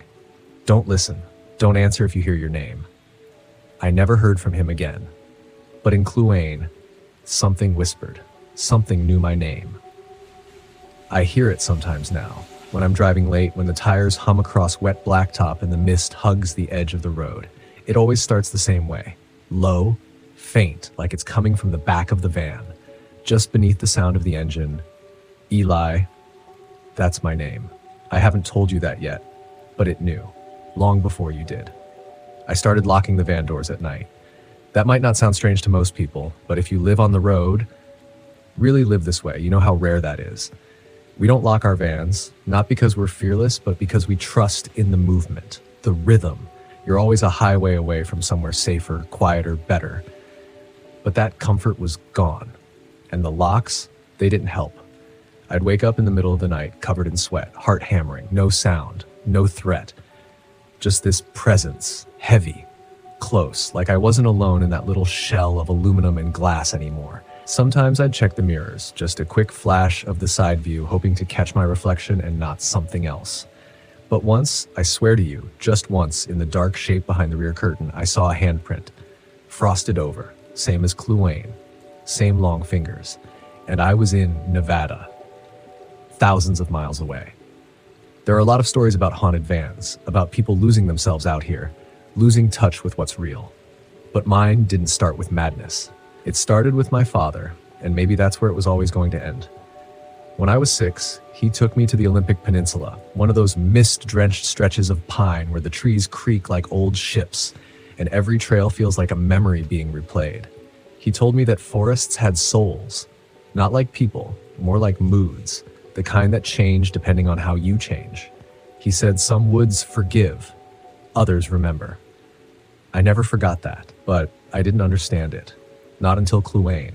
There's something about that land, something beyond explanation. The more I tried to reason it out, the scream, the footprints, the newspaper, the whisper of my name, the more it slipped through me, like trying to catch vapor in your hands. And then came the dreams. God, the dreams. They started a few weeks after I left Canada. Every night I'd wake up gasping, fists clenched around the sheets, and each time I remembered the same thing. A tent, not mine. A canvas wall soaked in dew, cold air pressing against my face, and just outside a silhouette, tall, patient, unmoving. It didn't scratch or moan or try to break in.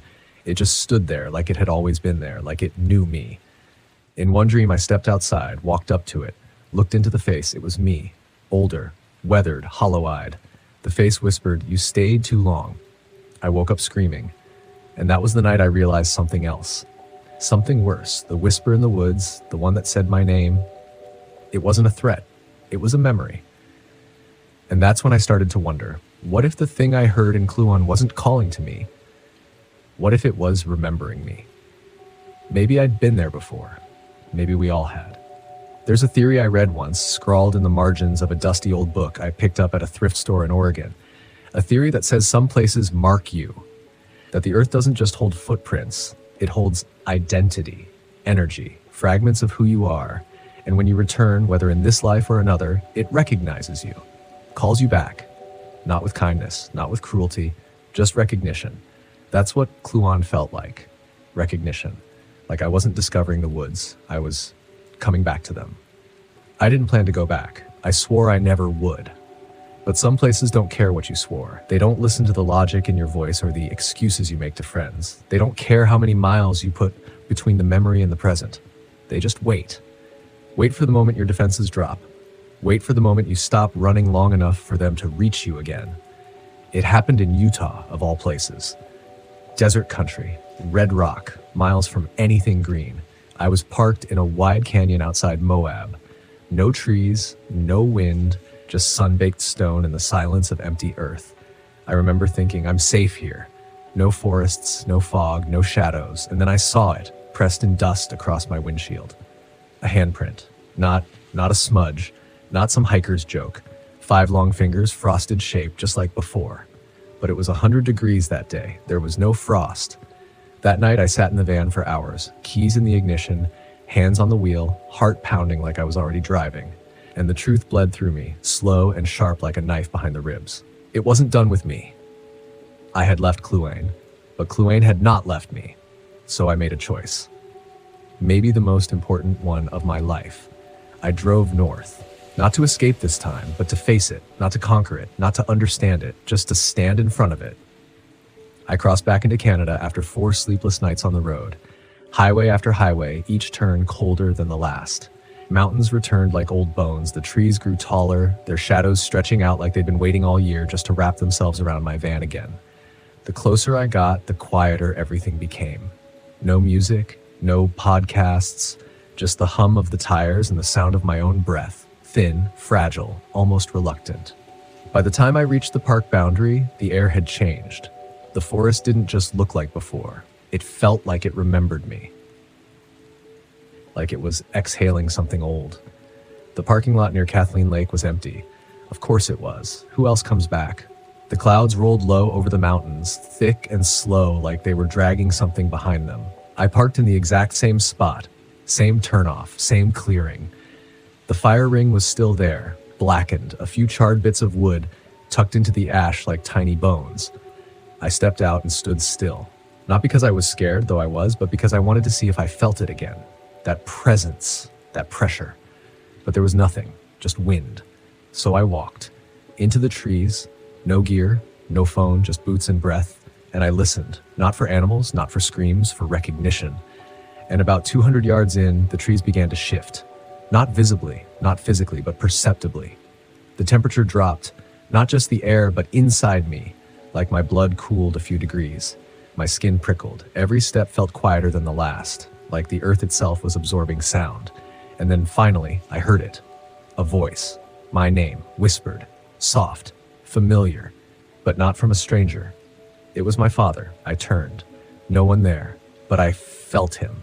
I remembered that voice from childhood stories, from roadside campsites, and the way he used to wake me gently in the middle of the night just to show me the stars. But this version? It wasn't warm. It wasn't cruel either. It was empty, hollow. And that was worse. I took another step, and then another, until I saw it, the tree, the same one from that night, the one where the rabbit hung. But now there was something else tied to the branch, something swaying gently in the wind. A boot, old, weathered, torn leather and cracked sole. I knew it before I even reached it. My father's boot. I dropped to my knees. I didn't cry. I couldn't. All I felt was this slow, rising certainty that something here remembered us both. Me and him. Not just as visitors, not as hikers or campers, but as part of it. Like we belonged to the forest in some way neither of us ever understood. And maybe that's what finally undid him. Not madness, not violence, not even fear, just the slow, irreversible pull of a place that wants you back. Not to kill you, not to haunt you, just to keep you. I stood up, looked into the trees, and whispered back, I know. I didn't move for a long time. Just stood there, staring up at that single, swaying boot like it was some kind of answer. Or warning. The forest was still. Still in that way that doesn't feel peaceful, but intentional, like everything was holding its breath, waiting to see what I would do next. And for the first time, I truly understood something I'd only suspected in whispers and dreams. Cluane isn't dangerous because it's wild. It's dangerous because it's patient, because it knows how to wait you out. It doesn't chase, it calls. And the ones who answer, they don't always come back. My father didn't, but he left something behind. Something I couldn't name until now. It wasn't fear, it wasn't madness, it was recognition. That boot in the tree, it wasn't just his, it was mine too. Some future version of me that had already made the choice I was staring in the face now. I could stay, let it pull me under, let the whisper become a lullaby, let the trees wrap around me like a blanket, let the past reclaim what was always half promised to this place. But I didn't. Not because I wasn't tempted, not because I wasn't broken, but because the one thing my father didn't have was me. And I do have someone. Not a partner, not a child, but you. You out there, somewhere in your van, somewhere along your own road, maybe parked in a Walmart lot, maybe tucked into the edge of some state forest in the Adirondacks, maybe staring out at a campfire that doesn't feel as warm as it should. You who think solitude is a kind of freedom. You who sometimes wake up at 2 a.m. and wonder why your heart is racing, even though the world is quiet. You who've heard something just out of place, just far enough to ignore, but close enough to remember. I walked out of Cluane for you, because maybe someone has to. Because if no one ever makes it back from the edge of the map, we forget there even is one. I didn't run. I didn't scream. I just turned and walked. And the forest, it let me go. Not because it's merciful, but because it knew I'd carry it in my bones, in my voice, in the softest moments of silence between songs on the radio, when I'm driving at night and the wind changes, and for a split second, I forget where I am. That's where it lives now, in the quiet, in the stillness, in the places between headlights and taillights, between the hum of the tires and the knock at the van door you hope is just the wind. It followed me. And maybe it follows you too. Not to haunt you, but to call you home. And if you hear it, if you feel it rising inside your ribs like breath from some other life, don't answer. Not with your feet, not with your voice. Just close the curtain, lock the door, and wait for morning. Because the most dangerous places in the world, they don't kill you. They invite you to stay. I used to think I understood silence. Not the kind of silence you get in your living room after the TV shuts off. Not the silence between two people after a fight. I mean the kind of silence that presses down on your bones, that coats the air like dust in an abandoned room, the kind of silence that feels like it's waiting. It was late September when I took my Volkswagen Westphalia out to Badlands National Park. I'd been camping across the Midwest for a few months, just me and the van, and something about South Dakota kept tugging at me like a thread I couldn't stop pulling. I told myself it was the rock formations, those jagged cathedral spires and canyon walls that look like they're carved from bone and ash. But that wasn't it. The truth is, I was running. I just left Chicago after losing someone. Her name was Kayla. She didn't die, but it felt like a death. A long, slow unraveling. You know how some relationships feel like they're stitched into your skin? Ours tore loose all at once. I couldn't breathe in that apartment anymore. So I packed up the van and hit the road. No plan, no destination, just movement, the illusion of control.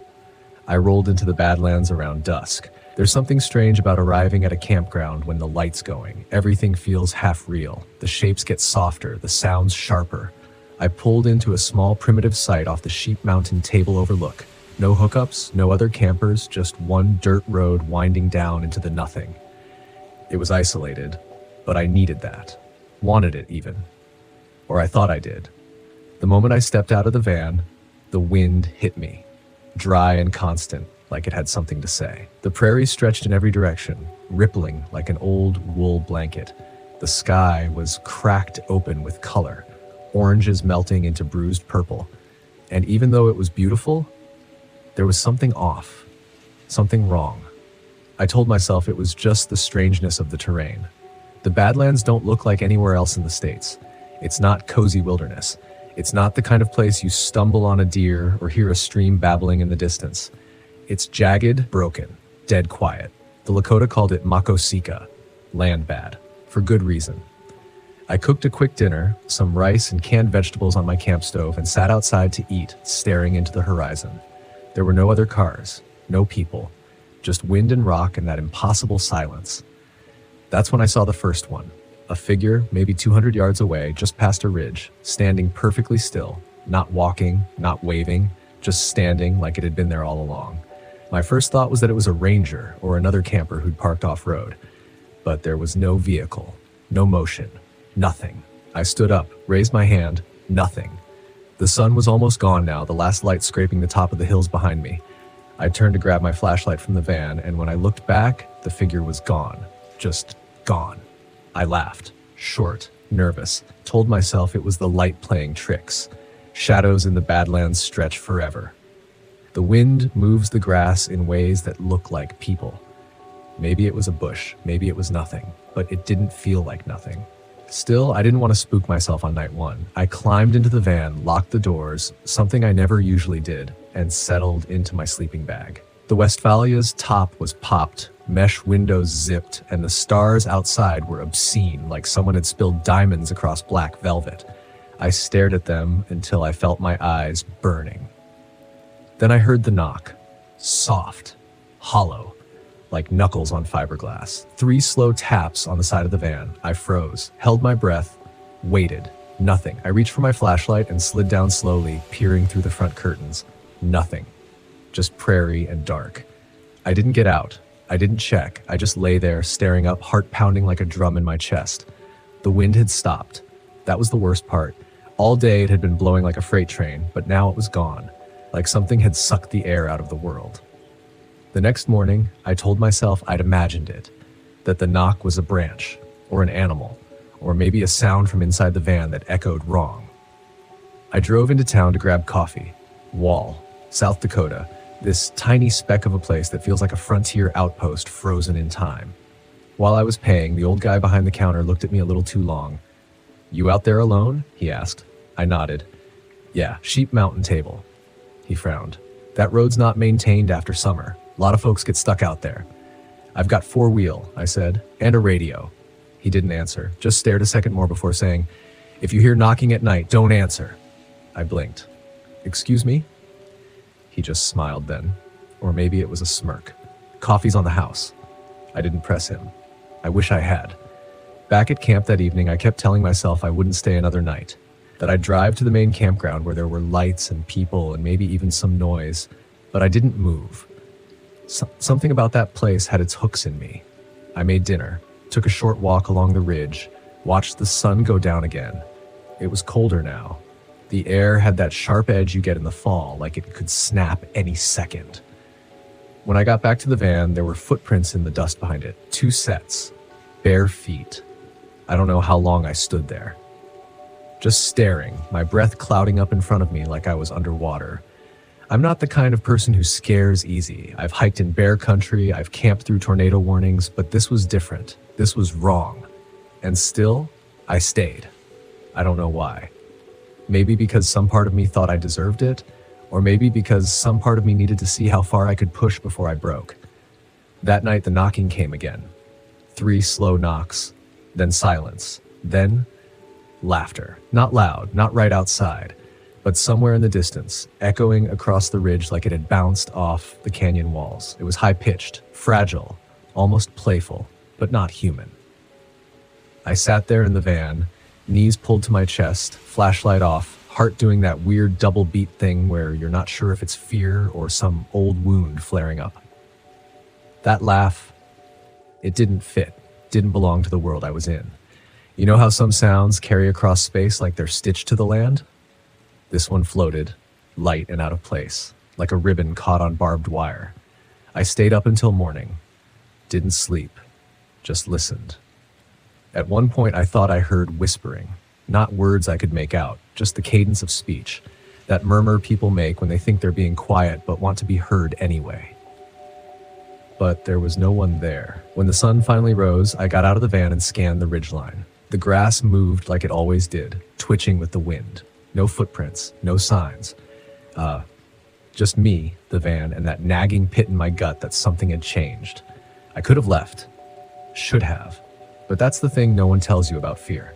It doesn't always push you away. Sometimes it pulls, makes you curious, makes you obsessed. Like if you could just stay one more night, you'd understand it. You'd name it. You'd undo the mystery and the feeling would finally go away. So I stayed. That afternoon, I drove deeper into the park. There's this stretch between Sage Creek and the Stronghold unit. No paved roads, barely any signs, just raw, crumbling earth and sky. I stopped at an overlook and stood on the edge of what looked like the end of the world. The wind came up strong again, and for a second I thought I saw someone down in the ravine. A woman standing perfectly still, not waving, not climbing, just still. Her hair was long and dark, and her dress, or maybe it was a coat, was pale and thin like linen. She looked up at me. I swear she looked right at me. I blinked. She was gone, not vanished, not snapped out of existence, just not there, like she'd been folded into the rocks. I didn't go down to check. My legs wouldn't move. That feeling, that nauseating silence had returned, curling up behind my ribs, squeezing. I made it back to camp by sunset. I sat on top of the van that night, back against the pop top, trying to feel something like normal. But the wind had changed again. It wasn't blowing now, like something pacing just out of reach. I kept thinking about Kayla. Not because I missed her, but because something about this place made me remember things I didn't want to. Like that last fight in the kitchen, the shattered glass, her voice when she said, "You disappear even when you're here." That stuck with me. You disappear even when you're here. That night, the knocking didn't come. But I did hear something dragging. Not footsteps, not animals, something heavier, wet, pulling. It circled the van once, slow, deliberate, like it wanted me to hear it, like it was daring me to open the door. I didn't move. At some point, I don't remember when, I fell asleep. I must have, and I dreamed. I was standing on the ridgeline again, but the sky was wrong, all red and trembling, like heat lightning caught behind clouds. The ground was soft, almost spongy under my boots, and the woman from earlier was there. She was closer now, her skin pale and cracked like old paint. Her mouth didn't move, but I heard her voice inside my head. "They come for those who can't leave." I tried to speak, but nothing came out. She turned and pointed down into the basin, and I followed her finger. There were vans, dozens, scattered like toys, old VW campers mostly, Westphalias, bay windows, splitties, all rusted out, some half buried in the dirt, some on their sides, crushed, and from each one, something moved. Shapes, thin, twisting. They weren't people. I woke up choking, not coughing, choking, like I couldn't get air, like something had been pressing on my throat while I slept. I clawed at my neck, but my skin felt hot, bruised. The sun was barely up, light crawling over the horizon like it was afraid of the ground. I decided to leave. I packed fast, didn't eat, didn't even brush my teeth, just slammed the top of the van down, tossed my gear in the back, and fired up the ignition. It didn't start, battery was fine, lights were on, but the engine wouldn't turn over, just clicked. I tried again and again, nothing. Then I heard it, faint but clear, from behind the van. A voice, whispers, dozens of them, laughing, not loud, not angry, just patient. I grabbed the radio, dead. No signal, my phone, nothing, no bars, no GPS. I sat there in the driver's seat, shaking, trying to breathe, telling myself it had to be electrical, just some fuse, maybe the starter. That's when I saw the door handle start to move, passenger side, slowly, like someone was gently testing it, locked. Thank God I'd locked it, but they were there. I didn't look up, couldn't.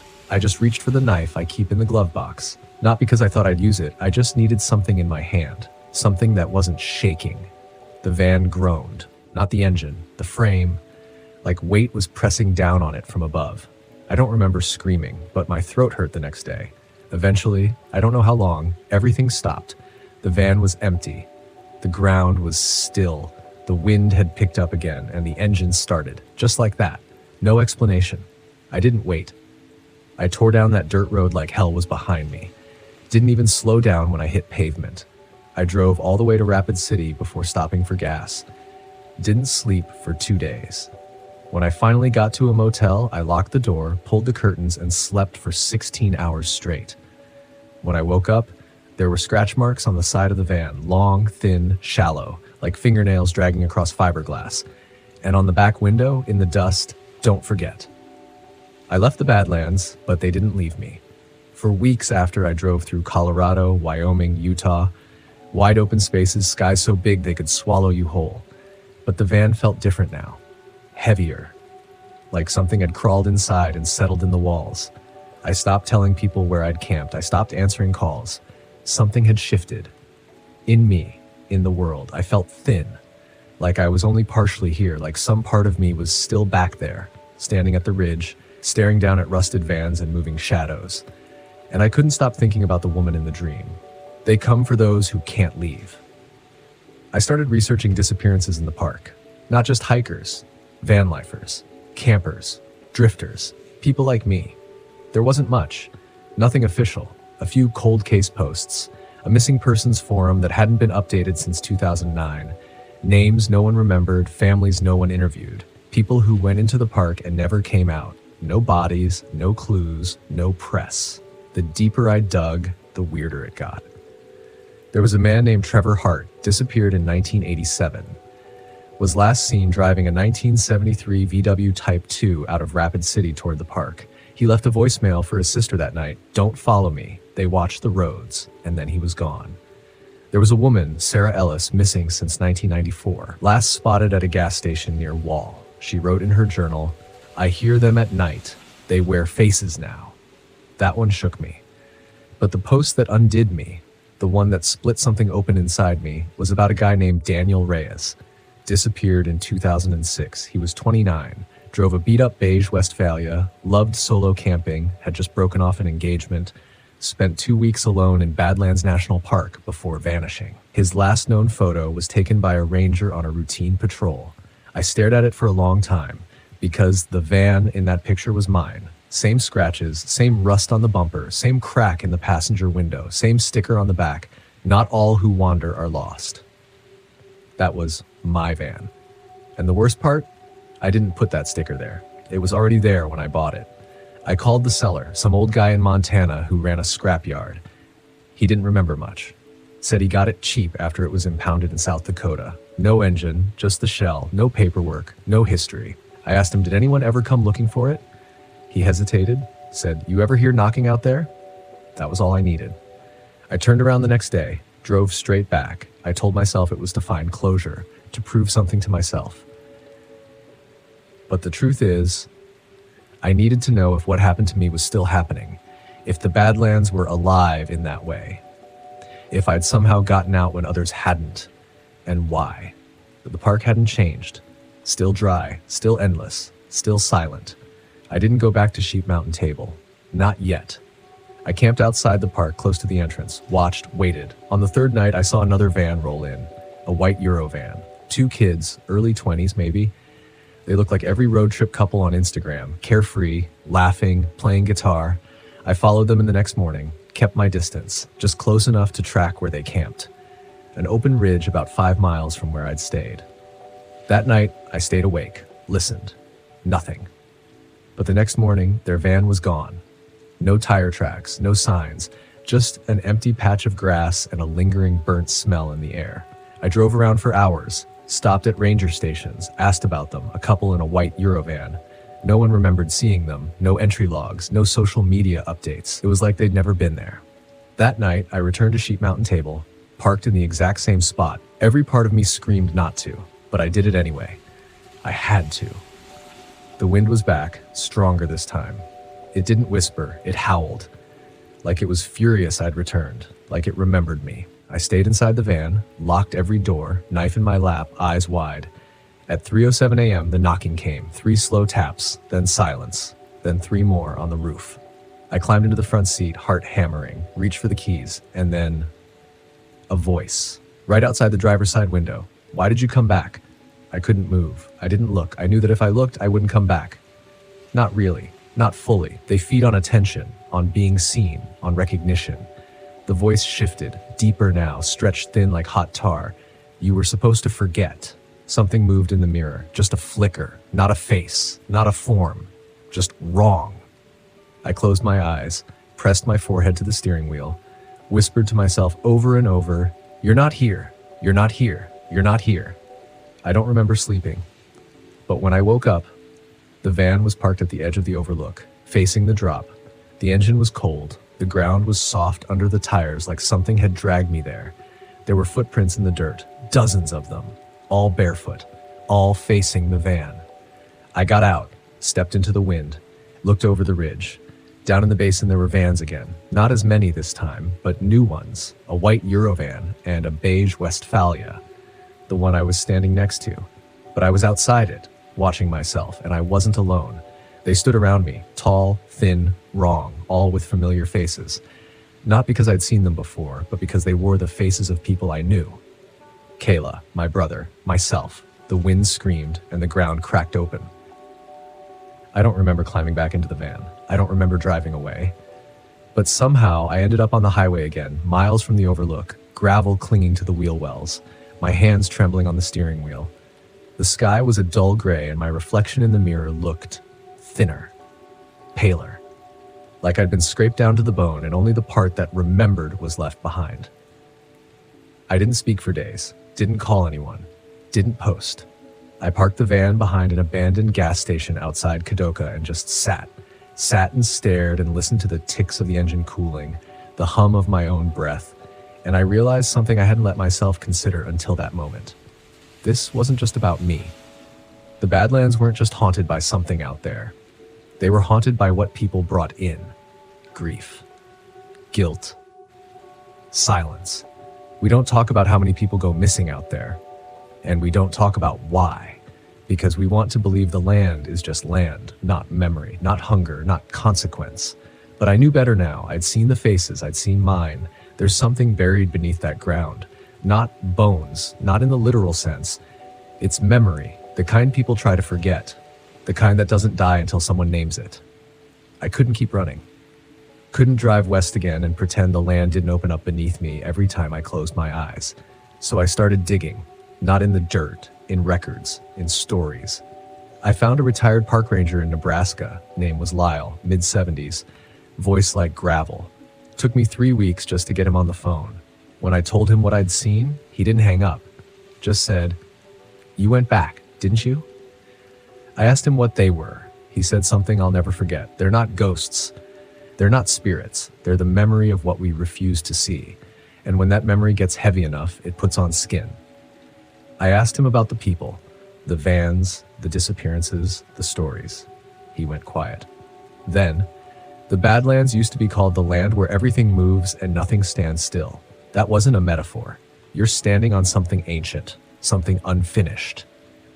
I asked, "Why do they take people like me?" And he said, "Because people like you listen." That stuck with me, because it was true. I'd always listened, even when I pretended I didn't, to Kayla's silences, to my own guilt, to the part of me that knew something was wrong long before I turned the van down that road. I asked Lyle if anyone ever came back. He said, "Sometimes, but they're never whole. Pieces stay behind." I thanked him, hung up, sat there for hours afterwards staring at the map. There was one place I hadn't been, one place no one talks about, the Stronghold Table. It's on Lakota land, deep inside the south unit of the park. Most visitors don't go there. No paved roads, no welcome signs, just a stretch of cracked earth and sky, and a sense that you're somewhere you weren't invited. I went anyway. I needed to see it. The drive was rough. The trail nearly tore the van apart. Deep ruts, sharp rocks, nothing but emptiness on either side. The closer I got, the quieter everything became. Even the engine started to sound muffled, like it was moving underwater. When I reached the edge, I stepped out into silence. Not just the absence of noise, a silence that listened back. The Stronghold Table stretched out before me like a scar. Wide. Flat. Marked with jagged stone and sagebrush. And in the center, a small circle of earth, darker than the rest. Almost burned. I walked toward it. Every step felt heavier, like the land was pushing up against me, asking, "Are you sure?" I stood at the edge of the circle. The air was warmer here, thick, sweet, almost like rotting fruit. And then I heard them. Not whispers, not knocking. Voices. Real voices. Dozens. Hundreds layered over each other, some crying, some begging, some just speaking, like they were trying to tell a story all at once, all from different times, desperate to be heard. I dropped to my knees, covered my ears, but it didn't stop. They were inside me. Names, dates, fights, regrets, the sound of tires crunching gravel, the smell of campfire smoke, someone saying "I'm sorry" and meaning it too late. I saw Daniel Reyes again. He was kneeling in the dirt beside me, eyes hollow. "You drove my van," he said. I couldn't speak. "I thought I could leave too," he whispered, "but I stayed too long." I reached out, but my hand passed through him like smoke. And then I saw Kayla. Not how she looked the last time I saw her. Not angry, not hurt, but young, soft. Her eyes full of something I'd never given her enough of, recognition. "I waited for you to see me," she said, "but you only saw yourself." The wind came up then, fierce, swirling around the circle like it was trying to lift something from the ground. The voices rose to a scream, and then silence again, empty, echoing. The circle of earth began to crack. A seam opened in the center, and from it, a single object rose. Not floating, not magical, just delivered. It was a key. Rusty. Old. Stamped on the side. T2, 1973. My van. My key. But it wasn't mine. It never had been. I took it, slipped it into my pocket, and the circle closed like it had never been touched. I left the Stronghold Table just before sunset. Didn't run. Didn't look back. I drove slow, careful, like I was carrying something fragile. The road was the same, but I wasn't. I wasn't sure if I was even driving anymore or just being shown the way out. The The wind didn't howl, the ground didn't shift. The land had said what it needed to say. I was just the listener. That's what I'd always been. And now that I'd listened, I couldn't go back to who I was before. The van was different when I returned to it. Subtle things. A radio station I didn't remember tuning into. The glove box closed, though I always left it open. The back hatch locked tight, even though I never used the lock. But the engine started clean. One turn. It was like the van knew I'd heard them. And it trusted me now. That night, I drove west, not out of fear, not to escape, just to put some miles between myself and what I'd unearthed. I camped near the edge of the Pine Ridge Reservation under a cottonwood that had been bent by years of wind. The stars looked different, not brighter, not dimmer, just farther. I didn't dream, or maybe I did, but the dreams weren't mine. I woke before dawn and watched the sky bleed orange behind the cliffs, and for the first time in weeks I cried. Not from fear, not from guilt, just grief, raw and ancient. Not even mine entirely. A grief that belonged to all of us. I realized something then, something no article, no forum, no ranger had said out loud. People don't just vanish in the Badlands. They're taken in, not devoured, not hunted. Absorbed by silence, by memory, by the weight of everything we refuse to carry. Those vans down in the basin, they aren't graves. They're echoes, markers of unfinished stories, half-said apologies, the moments people turned away when they should have stayed. And sometimes, the land decides that story's not done yet. That's when it calls someone else, someone who listens, someone who sees. But listening comes with a cost. You don't leave that place clean. You carry things back with you, pieces of others, pieces of yourself you forgot, you lost. The silence changes shape, follows you.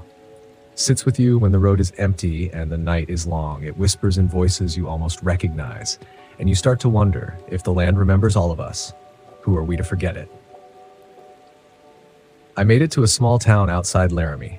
Quiet, cold. I parked near a gas station and slept for 12 hours straight. When I woke up, there was a folded note tucked under my windshield wiper. No name, no handwriting, just 6 words, written in pencil. The key fits more than doors. I checked my pocket. The rusty T2 key was still there, but now it felt warmer, like it had been waiting. That's when I understood. The key wasn't to the van, if not anymore. It was to memory. And memory is a door to truth, to the parts of ourselves we bury when we don't want to feel too much, see too much, remember too clearly. We tell stories about ghosts because we're afraid of what we left behind. But sometimes the most terrifying thing isn't being followed. It's realizing we were never truly alone.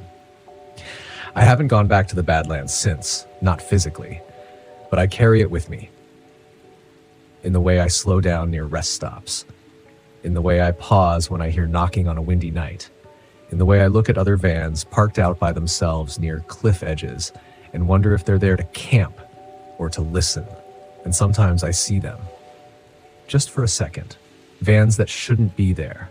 Lights where no road leads.